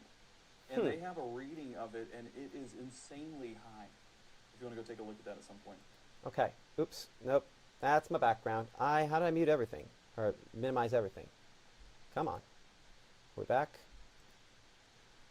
It's not quite the cow situation we had, but that's something. Okay. Here's what I'm going to do. While I'm on this computer over here, Gabe, you go ahead and pull that up. If you'll pull up some of those Weather Watcher pictures over there. Do it on links and do it on the monitor that, just do it on the monitor over there, on the one that goes out. That work? Can you hear me? That work? Okay, good. Yes, sorry, my mic was muted. Okay, so on our website, why was it coming? Oh, sponsors. I need you to do me a favor, if you can. What's up? No, not you. People at home. Oh, You do me a favor every day, Gabe, and I appreciate you. You're the best. I'm used to getting those favors in, so. But those folks that sponsor us here on Mississippi Live Weather, you got to tell them that you appreciate what we do. It's and ultimately, you know, spend your money if you have the opportunity to use a lawyer or eat someplace, or you need to have things fixed at your house, or you need clothing, you need, you know, home care, dentistry. I mean, you can see there's a lot of people that we have on this list, and we have more that I need to add that have just recently kind of come on with us in the last few days. I'm gonna have to get on here as well. But support the sponsors that you see here, and that is the way in which we can keep doing this. Because the reality is that those sponsors are going to put their money where it has the best return. And if you spend your money with them, they will continue to support us, and we can keep doing this. So let's look at that newest run now. This is the most recent run of the HRRR model, and its look at icing. Oh man, this got uglier. So event not done. Well, for some locations that's a little less ugly, and for other locations that is just brutal. So I'm going to bring this in closer. Let's change the view. Okay, there we go. So on this latest run there, I mean, this shows Oxford at 2.89 inches. I show some spots there where my mouse is able to come up with a 3. I mean, they're scaled.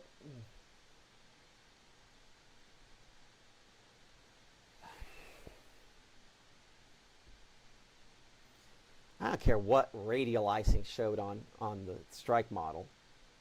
That number there, I'm going to just say a prayer right now. Dear Jesus, let that not happen. Because that's real problems. That's over top of Yalobusha County, right over Water Valley. I had somebody earlier asking about Water Valley. Man, I'm hoping that's not the case. That's that peak impact zone. And you might, it's easy to look at that and say, oh, we're over here in, I need to go a little wider so it fits. Oh man, I'm over here in Itawamba County. I'm in good shape. If this were any normal ice event, let's see Fulton. That shows an inch of ice. I have never shown a graphic on the air in my time at the TV station or here or Texas or when I was interning in college that had one on there that had an inch of ice on it. I think when that would be the case, we would typically move it down a little bit. We wouldn't have high confidence. I've never shown an inch of ice. So it would be easy to look at this and say, oh, in Franklin County, in Marion County, in Itawamba County, even in Monroe County, we're fine because it's not this. This is crippling ice. Out of power for, God, Gabe, why can't I say weeks? I just can't make the word come out. I just don't want to come across as hyping this. But the reality is this. There's a decent chance that I never show you a graphic that has more ice on it than the one I'm showing you right now. This is probably the highest amount of ice I'll ever show you on a graphic again, unless the model comes back with even more at 10.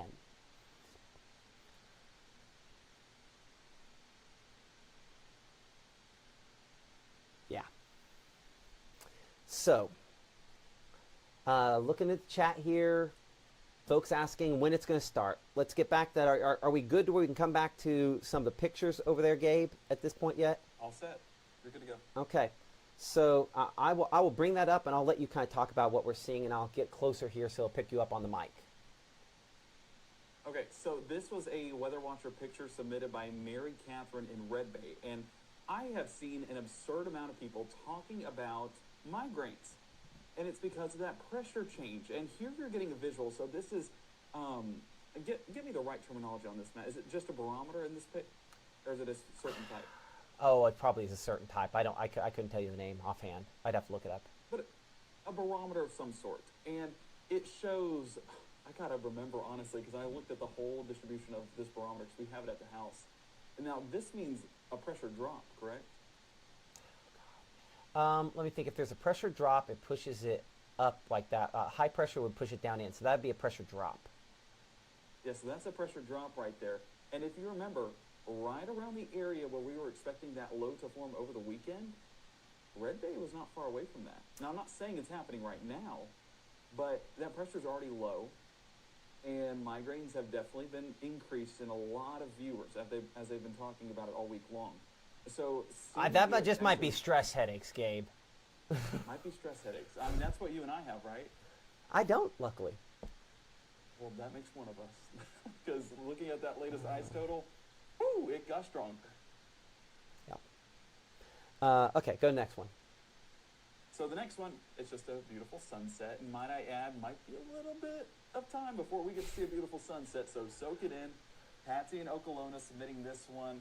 I mean, that's a great looking shot, and speaking of Okolona, a great time at our Game of the Week yesterday. Big shout out to the Chieftains for winning our fan section of the week and our cheer squad of the week. So they showed up and just lost by 5 to an undefeated Calhoun City, so shout out them. They're having a good season, definitely a contending team. But a beautiful sunset nonetheless. And as we take a look at that last sunset, well, I got to give a shout out to Casey Lott and the folks at Langston Lott for their for sponsoring our Game of the Week on that too. While we're at it, of course. And we plan on being at a game next week. Right now, will that change potentially? Jeremiah, I'm going to answer your question in a second. Go ahead. But I was just saying, yeah. Oh God, I didn't even think about that, Gabe. I know, isn't it wild that that's a possibility? And the possibility that we also have another winter system end of next week. One at a time, Matt. One at a time. Okay, so go ahead and talk about this one, and I will come back to your question. Well, I'm going to stop here real quick. We'll talk about this in a second. Yeah, Jeremiah was asking about the roof of his mobile home. 3 inches of ice is quite a bit of weight. Gabe, go to ChatGPT and see what it says the weight difference is between 3 inches of ice and not on that computer. No, not on that computer. Because I'm going to steal that computer back. But the weight difference between how much 3 inches of ice spread over a 25 by 80? I might be a little, no, 25 by 50, area. Go one more time on that weight difference of 3 inches. First, how much does would 3 inches of ice spread over a 25-foot by 80-foot area weigh? And then we'll ask the same question about how much a foot of snow over that area would weigh. I want to see the comparison difference, because if we were talking about, like, say, a foot of snow there, I would have concerns about the roof. Ice weighs a lot. I don't know. Can you see the computer? I can't see the computer. Okay, so I asked how much would 3 inches of ice spread over a 25 by 85 foot area weigh? Is that what it was supposed to ask? Yeah. Okay, 30,400 pounds. Okay, what did it say for a foot of snow? So let me get that. I'll just copy and paste. 3 inches? Yeah, no, foot. Foot, okay. 3 inches of ice versus a foot of snow.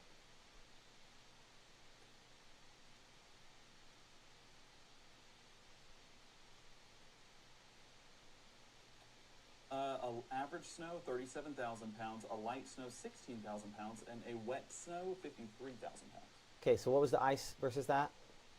So ice is 30,400 pounds, and then the other one was a range from 16 to 53,000. Okay, so I anticipate that your mobile home could probably take, it's a fairly flat, not a large slope on there. I would say a foot of snow would start to wonder, and a heavy wet snow typically what we see here. So I would say 2 to 3 inches of ice. It is a little questionable on whether or not the roof would maintain. Go ahead and just straight ask it that question. You know the amounts I just said. What's the likelihood of a manufactured home roof? Just ask it what it said. But I'll say that based on those weights we said there, I'm hopeful that it would. I think honestly, the bigger concern then becomes the trees that are all surrounding it, if we're honest about that. this is something I talked about. I did a radio interview with a station out of Chicago yesterday, and I see someone on YouTube mentioning this. They're like, people just don't have money for extra stuff because they're barely surviving, and that is one of the heartbreaking things on this, because the people who are going to be impacted the most financially are those people that you're going to have gig workers that that can't go out and do Walmart delivery or Uber Eats, that kind of stuff. You're going to have people that work work in stores, work jobs that don't make quite as much money, that are hourly workers that have to be there, that physically might not be able to get there, and then they're not able to work for a few days. So I get it. My heart goes out to folks that fall in that situation there. My prayers are with you, and I wish I had better information. Matt, I have that result. Yeah. So typical manufactured home roofs can maintain, can maintain up to, where did it go? How many pounds? Well, I had it a second ago. Oh, so about 20 to 30 pounds per square foot, and some newer models up to 40 pounds per square foot. And 1 foot of snow. No, okay. So how many pounds? So 30 times. Well, so that'd be, what's 30 times? Hey Siri, what's 30 times 25 times 50? 37,000 pounds. Well, and you did 80. 14 pounds per square foot. Okay, so it's a lesser on the pounds per square foot. Okay. Yes, that's reassuring. Okay, yeah, that is. Okay, so there's your answer on that. So hopefully we'll be okay as far as that is concerned. Interesting question, something I'd never thought about before. Question: how big should the ventilation area be?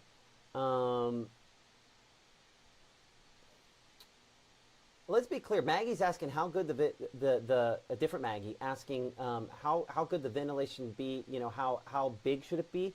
I'll say that if you were attempting to ventilate that, I would take Maggie that answer to Chat GPT myself and answer that.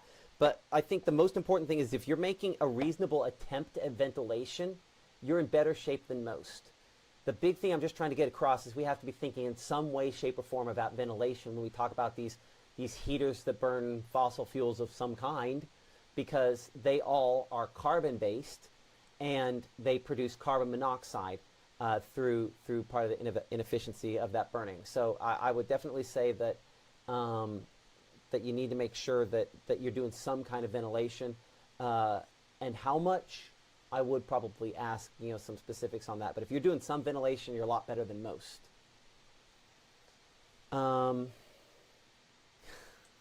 Kimberly says we're stressing her out with all that math. And Josh says make sure it's self-ventilated and read the manual. Caitlin asked the question, are we cooked? Do you know that lingo, Matt? I get that means are we done? Are we in for it? Is that a fair statement? Look at you staying hip and happening. Got children.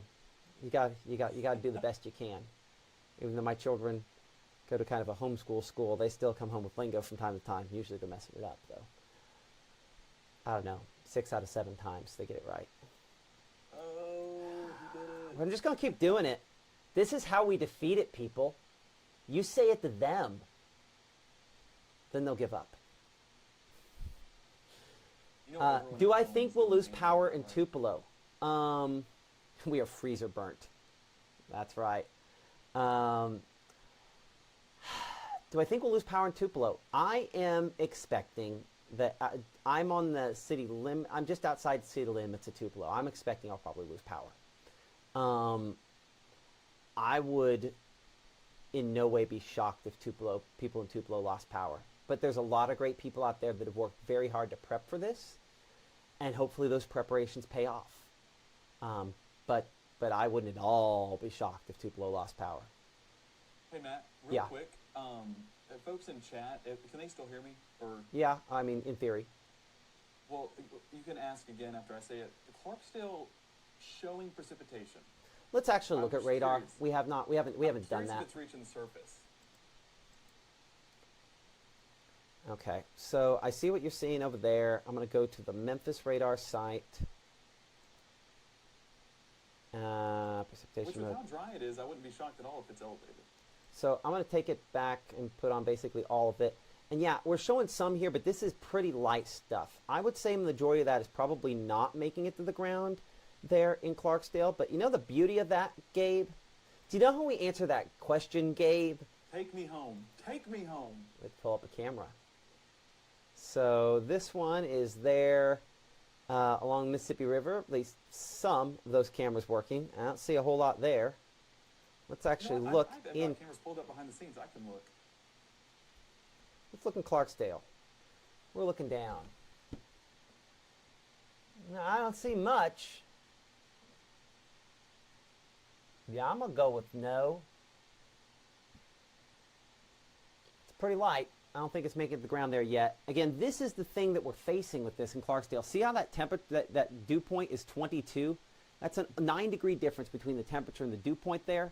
And when you have such a big difference between those two numbers, it's difficult to get that precipitation all the way down to the ground. So I would say the answer is probably no. It's still trying to saturate the atmosphere, but that does tell me that it is going to get it to the surface at some point here, and it will be frozen. Probably snowfall, I would bet. Honestly, I think it might initially be snowfall in Clarksdale for you, and then probably changes over to something else. Do Let's you show. know if Memphis or Jackson are launching a sounding? I did not. When? I was asking if you knew if they were. Oh no, I'll have to check chat. Check it behind the scenes. I can look real quick here while we're at it. What time are we at? We're at 7:54. Y'all, we probably need to shut this down at some point here. I'll let you look. I'll keep doing questions. Jackson does a sounding every day, so Jackson will do a sounding for sure. In fact, that sounding's probably out by now. When would they have launched it this evening? Yeah, they 0Z 6 o'clock. It should be out. Do you know the website? Andy Riley giving a shout out to our first responders out there. Thank you so much for the people that don't get to play games with their kids and instead have to go out and try to rescue the morons that think they can travel in their jacked up pickup truck just because it's got 4-wheel drive. 4-wheel drive does not mean 4-wheel stop. So keep that in mind. Even big old, I was talking to a friend who owns a tow truck company, and he would, talk about somebody that has chains and other things to make sure that their trucks can get to and from their location. He was talking about having just one set of chains on one set of the tires, and on a little bit of hill that they had an icing situation up in the Nashville area, and how they had to put their thing trying to get it down through the ice. And he said they were swinging back and forth like a pendulum. And that is the kind of truck that should be able to get from point A to point B and can't. In ice, I'm not saying you're on your own, but I'm saying you should prepare like you're on your own. Because there's no guarantees first responders are going to be able to get to you. Not just because the roads are icy, but also because as tree limbs come down and trees come down and other issues happen, it's hard for them to get through. So if you have a fire, I'm not saying you're on your own, but I'm saying there's a good chance it's going to be a while. That's why we want to prevent fires before they happen. 371 in the pink or orange, doesn't matter. 371, you're getting enough ice that any other time I would have talked about at the TV station or now, it would have been the most ice I've ever forecast for you. So yeah, 371, you're in it. Real quick, I have the sounding from Jackson. Yeah. 0Z run, so it was at 6 p.m. It is warmer down in Jackson, so some of that moisture, or some of the colder air that we're getting up here, not exactly being felt down there. They have 52 degrees at the surface, 46 degrees dew points. The one note with this that I want to note, there's a warm nose. Of course there is. It's pretty evident. And of course, temperature's warmer at the surface than freezing, so it's not a concern right now. But you do see that snow eater, that potentially if that carries over a little bit more north, then it is in place to at least result in that sleet and freezing rain potential. So that's why, again, icing is more of what we expect. But you can see that nose a little bit showing up right there. So that is there. And so this is all, we talked about this a little bit earlier today. Might as well see if I can come in a little closer. Ooh, I broke it by doing that. Don't do that, Gabe. You made it mad. I made it really mad. Okay. I'll apologize. We're not going to do that. We're going to look at it like this. I'm going to try it again. It didn't work. And I pick on Penny for not learning things. I wonder where she gets it. Okay, so this line right there, that's what we would call the 0 degree isotherm. And so all the temperature, the red line here is the temperature on the weather balloon as it goes up. And it is above freezing for a large portion of that there. And this is kind of that warm nose that we were talking about, aloft in the atmosphere there. That's what's going to be working northward. That's our snow eater and all the issues that we're going to have related to that, unfortunately. I'm going to read something here behind the scenes. Give me just a second.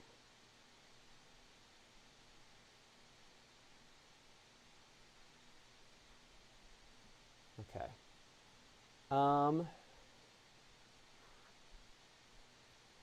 Okay, let's see here. Is there something wrong with your mic? Because I barely hear you. Let's double check. You're barely going to hear Gabe. Talking about me. We do have an issue with Gabe's mic and the stream getting jiggy behind the scenes. Yeah, absolutely. We're always going to shout out those first responders. They put their lives on the line for us, make smart choices so they can make it back home to their families. It's that simple. Okay, so again, Clarksdale, not a lot there. We'll go back here to the regular kind of rainfall precipitation mode. I have this in the mode where it picks up all the different types of precipitation. If I cut it down to what's maybe more reasonably getting closer to the ground, which would be about 15 dBZs. This is 10, 11, 12. Most of that's probably not making it to the ground. So I'll kind of fade that out there. There we go. So there's some of that maybe getting close to the ground, but it's trying to saturate things. But that's kind of the first of our winter mix there. I'm going to use something we call, where's it at here? Which it does line up very well with the HRRR and the positioning. Mm-hmm. So this does show the potential that maybe using our winter threats that we're showing hail. That's apparently it's the wrong color. I got to fix that color table. That is clearly not hail. See, I know what that is. No. No, I took a color table and I copied it over, and it took the words with it.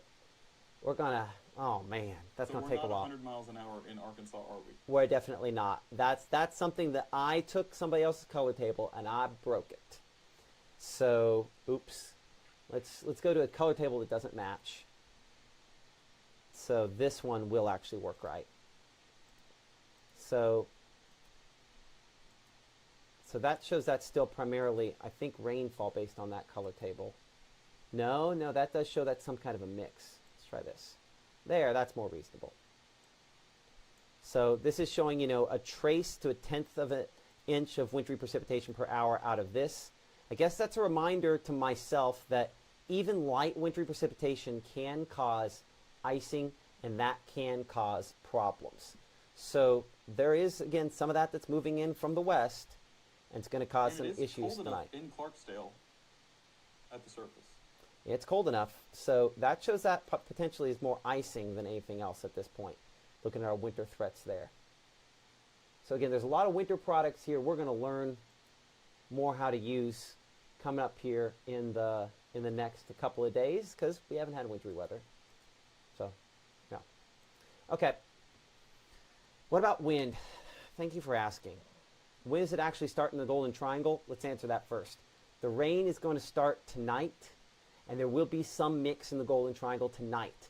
We're hopeful that temperatures increase through the day tomorrow, and then you go back to rain and maybe stay mostly rain for Columbus. West Point, Starkville, it's a different story. That's where that threats map comes in. Where are the temperatures right now? I should be able to put those on here. It should be national, and there's high-rise. Yeah. And again, the thing to remember about this data, Gabe, is this is interpolation. So, Okay. so we will at some point here soon, assuming things calm down enough for that to ever happen, we'll be getting some live reporting stations at where these camera sites are. We showed about 30, and again, that's pretty close there.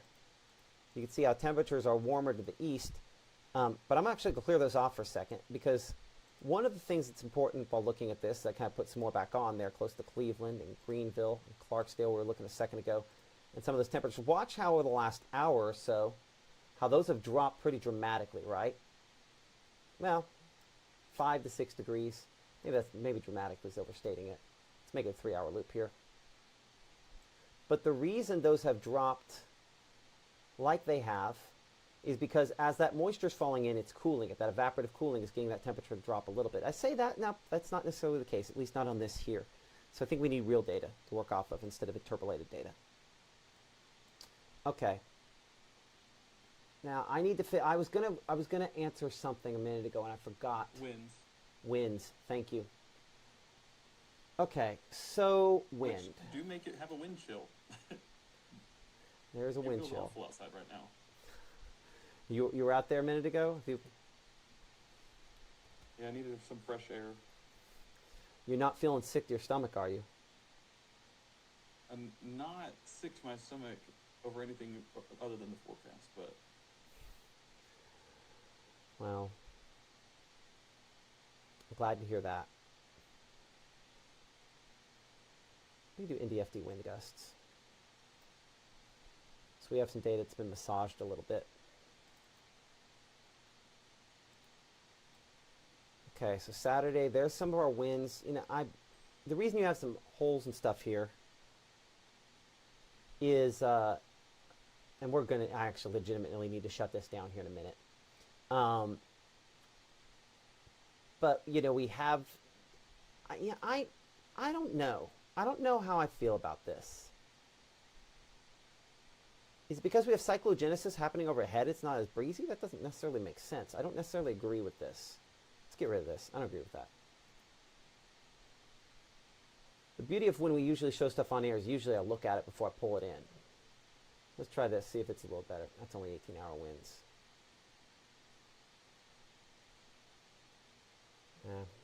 We'll fix that. Other things in the chat while I'm trying to make this work. Gabe? I cannot see the chat. Oh. You should be able to pull it up on vMix. Let me try it. So me exporting it over, like merging it over, it will not take you off. It's not going to be, no, I'm not, no. You're isolated. I'm broadcasting just from my laptop here. Okay. Yeah, we're going to need to shut this down here in a minute because my brain has started to shut down and I need to get it back working again for the next broadcast. So yeah, see this, there we go. That seems more reasonable on the wind. Okay, so that's the best news I could tell you. Oh, that's future wind speeds, that's not gusts. I need wind gusts. Kind of the peak. Okay, that's part of the reason there's some enhancements there. It's like, what is your potential peak wind gust at any point in time? The numbers on top are incorrect. Let's go find wind gusts. Matt, I may need your help finding which or where that don't worry about it. Anyway, there's wind. It's going to be, if you look at double boxes or boxes at the very bottom, one of the two at the very bottom is what it should be. In boxes? Under boxes at the very bottom, one of those two is where it should be. And again, you can take anything and it's not going to show up on the air. Okay, so wind gusts. I'm going to take this out a little farther. Go out 48 hours. And the numbers on top might stop up. I will say this, talking about some hacks for potential power outages. Okay. Might be common knowledge. Okay, just real quick, this isn't going to get us sued, is it? I don't think so. It's not going to kill anybody, is it? It's not going to kill anybody.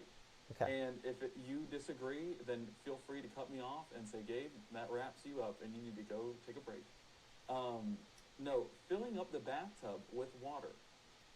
And if you lose the ability to flush, then you can use that water. That's an option. Well, I heard it today and I was like, that is mind-blowing. But here's the reason I wouldn't do that. Is because what that's going to instantly do is start draining water towers. And if the power goes out, and everyone's like, I got to fill my bathtub right now, that then takes what would have been a normal system to be able to get water, and then it drains the water towers, and now you're drinking out of your bathtub. Let's not do that. So Don't do that, anybody. I would say that while that is a hack, I don't think that's probably the right choice on that. That's true. So anyway, that's just, my passing opinion there. Take it for what it's worth. It's what you paid for it. What about the Soto County area? How long could the roads be impacted? For a while there. Expect to be where you're at for a little while. So depending on where you're at, it's going to be ongoing before dawn for some spots who are asking where the worst part is tomorrow. How would you lose your ability to flush? Someone was asking. So water towers work with pumps that pump water up into the tower when it drops to a certain level. That process happens over over a period of time. If everyone starts filling up their bathtubs, just like what happened with toilet paper, do you need that much toilet paper like we had in COVID? If we just all buy toilet paper at a normal pace, we've been fine. If we all just use water at a normal pace, we'll be fine as well. So you lose the ability to flush. If your water pressure goes down, your water pressure goes down. If everybody freaks out and fills their bathtubs up, and because they need to flush the toilet eventually. You're welcome for starting this conversation. I know this is exactly what you wanted. Dear Jesus. Thank you so much for the blessing with this, Gabe Maynard. Duck Hill, Montgomery County. Let's go back to the map here. As we see the city names kind of pop on, we'll head back to the source on that, and that is this. Duck Hill, you're solidly in the middle of rough. Rough is ice. Ice is bad. Smithville, you're not in good shape either. You're not as rough as our peak impacts here. And I think this graphic does a disservice because there's an implication I'm not in the orange, so I'm fine. That is not the case. If you're in the pink or the orange, that's most of us, you've got the potential for problems. This is a serious high-end ice storm. And the 94 comparisons are not unwarranted. I didn't live through 94. I'm not saying this is 94. And I miss Mr. DeLusick on a day like today. Because this is one of those days where I look at John and his wisdom just is helpful. Because this is when he says that one brilliant thing. One thing I do miss. Not a lot of other things, but I do miss that. So we have not talked timing in well over an hour. So I think we can go back, hit that, and probably wrap things up. And this new model run should take us all the way through the 6 o'clock hour on Sunday.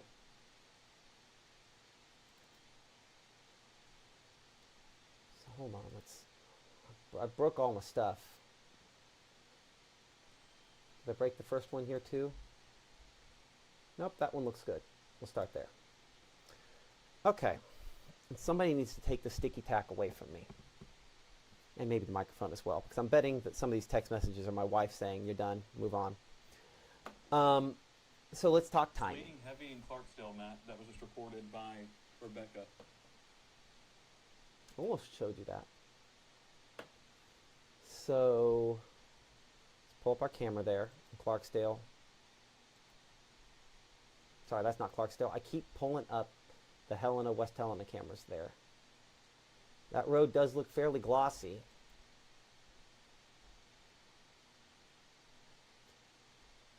Clarksdale last image. Hard to tell on that camera at this moment. Do you have the ability to zoom that in toward the ground, Gabe? I'd have to pull it up, see if the page is still open on the damn computer.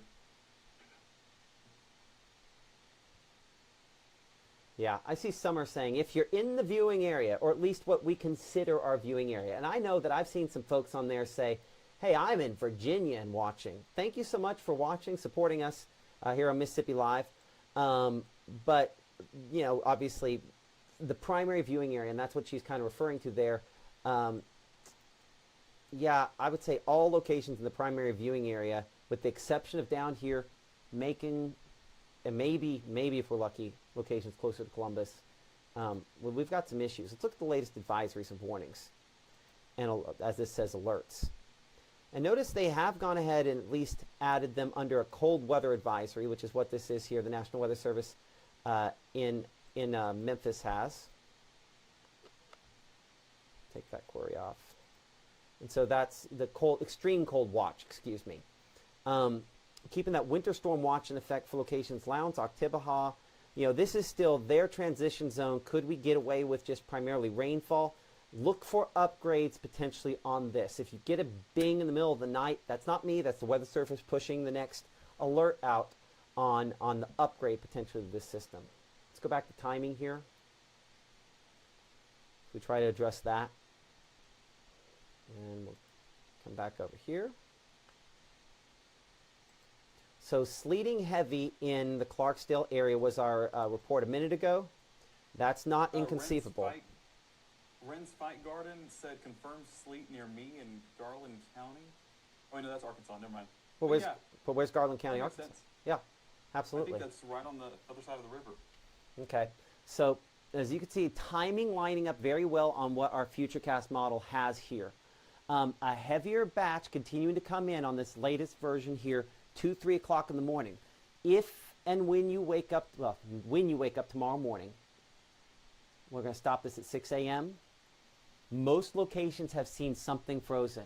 And yes, I see that blue creeping in there. It's not going to stick around. But maybe you're lucky enough to see a little bit of snow on the front end of this in Corinth, or up there around Iuka or Holly Springs. I'll be honest, in this event, I wouldn't say luck if anything that's not rainfall.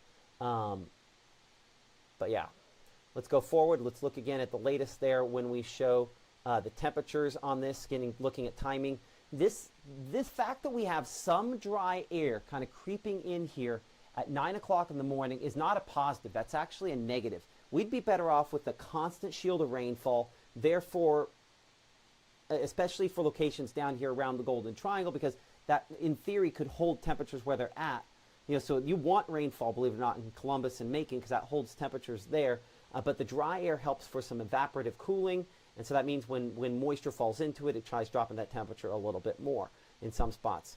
I'm done trying to say what we're cheering for on that. I don't know if I'm cheering for that as well. We're cheering for warm at the surface. But many of us, even where it shows that mix there in Kosciuszko, that's still a wintry mix there. And so the ice continues through midday, through afternoon, and this is heavy ice. You look at our scale here, this is heavy ice. And let's see if it has any thunder ice in there. I didn't necessarily see anything quite heavy enough for that, but not impossible to have some of that thunder ice out of this, unfortunately, as well. And while I have not talked nearly enough about some locations out here, like Greenville, Greenwood, Charleston, Water Valley, Oxford, New Albany, Holly Springs, Cleveland, Belzona. Our models have a lot of ice, and even within the next 24 hours, more than an inch possible in some spots, and the event goes beyond that there. As you can see, it does continue ongoing as we progress through tomorrow evening, tomorrow night. Note tomorrow night how the green moves a little bit farther in, and you might see a changeover to maybe more rainfall closer to Amory, maybe even Tupelo for a brief moment. Look at that fight. But at the same time, I have a low pressure center developing right overhead. And so models a fact that they are this aligned is impressive, but it also speaks to the strength of the system. And so the warm air kind of charges northward. We do see a little change over to rainfall as there's a fight going on and a potential that we could have convective activity, meaning thunderstorms. In fact, you can see thunderstorms down south related to that. And even on this particular projection here, right there, that's a little thunderstorm, because that red comes from my regular precipitation table, and I have it go to red after I think 50 dBZs, which is a fairly heavy shower or storm. So that's probably thunder, sleet, thunder something. You can see it emerge once it gets warm enough out here and shows that. So heavy icing potential very near that changeover line in the overnight hours in the early Sunday morning. If you make it through tomorrow and still have power, know this, there's more on the way.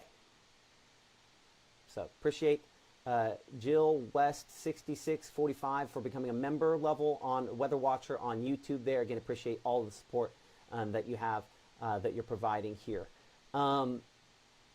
Still somewhat convective. That's where these pockets are.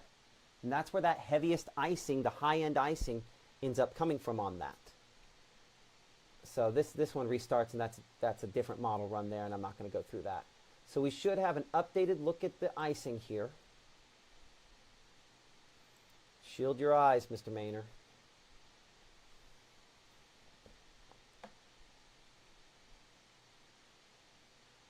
No, I don't know if that's updated or not. Let me go back and double check. That's the same one as the last time. Still bad, but Let's double check. Yeah, no, that's not updated. I'll see if I can force it to update. Give me a moment. Oh, because I forced it to be that. So let's go. Okay. There you go. That's okay. That through the end of the event? No, that's through 1 p.m. Sunday, which hopefully is the end.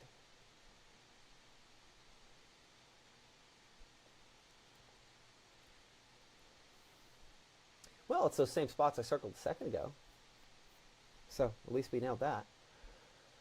I'll be honest, I don't think the highest number. If I were just going raw model data there, I think there's some spot there, Southern Lafayette County, it's higher. Models aren't good enough to nail that. But I don't think there's a question here on what we're looking at, right? This is ice for a lot of folks, but this is debilitating ice for us here in North Mississippi. By the way, we don't name ice storms. There's a network that fired me once that does. Well, they didn't fire me, but the company fired me and the whole thing. Anyway, so we don't do names here. I'm not going to say that gets you banned, but we don't do names here because that network can do its thing. Anyway, let's see here. What was I looking for? I was looking for this.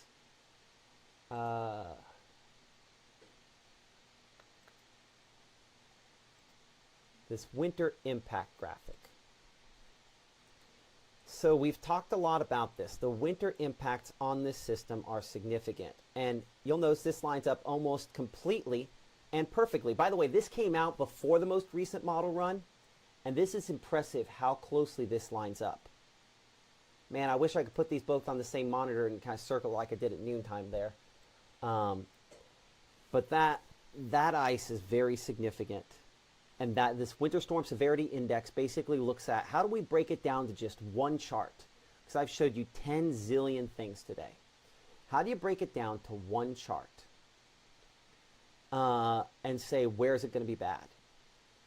And the fact this kicks in as extreme on such a large area, power outages, issues with travel, and in particular ice accumulation and ice impacts, and especially through Sunday, Saturday into Sunday is when we again have some of the most significant impacts. So this says Friday PM to Monday PM. Ultimately, it's tonight, tomorrow, and through a good chunk of your Sunday. Thank you, Caleb. Appreciate that. Thank you all for your support, for watching us. I'm going to shut it down there, give my brain a break. We'll look at future forecasts. I'll be perfectly honest. You've seen some of what we will show you at 10 o'clock here in the Room to Room Weather Center. We'll break down more on that. We're going to fix all the glitchiness. And if you're watching in the app, don't be shocked if we pop on a few times here trying to figure out what the glitchiness is, if we can clean that up there. Sorry that we've had that, but we'll make it work. Thank you so much for supporting us. We will see you coming up here during our 10 o'clock broadcast. Be safe. Be smart. Take care of one another. Check on the elderly. Now, by the way, if you know homebound and elderly that are in your sphere of influence, check on them now. Strongly consider bringing them to your place. Because once the power goes out, once the phones stop working, we do have radio partners. Wizard 106. Again, we do the forecast for them. The iHeart radio stations here in North Mississippi. We do have partners there. I can't say for sure that we're going to do a whole lot of stuff there, but Wizard 106.7 FM, 99.3 Big, 99.3, 92.5 The Beat, and on AM radio 1060 WKMQ. Now, that does not mean we're going to be on all those all the time. In fact, we might not be on all those much of the time. But if we do get into a major situation where we need to communicate life impacting information, 106.7 FM has backup generator there. Hopefully, if we lose power, that helps us to a certain extent. There are other ways, failure mechanisms, just like what we have here. But 106.7 FM, and I would say that 1060 AM. Now, you might not even have an AM radio. My truck doesn't have one, believe it or not. But 1060 AM WKMQ. Be on there if we absolutely have to. And obviously, we'll be on here. Okay, we'll see you come up at 10 o'clock. We're going to go and shut down I'll shut down the Facebook Lives and stuff on my end, Gabe, and then we'll take it back to 24-hour channel. I'm going to pray before we go because I think that's important. I'm going to put down the sticky tack. Put down the sticky tack.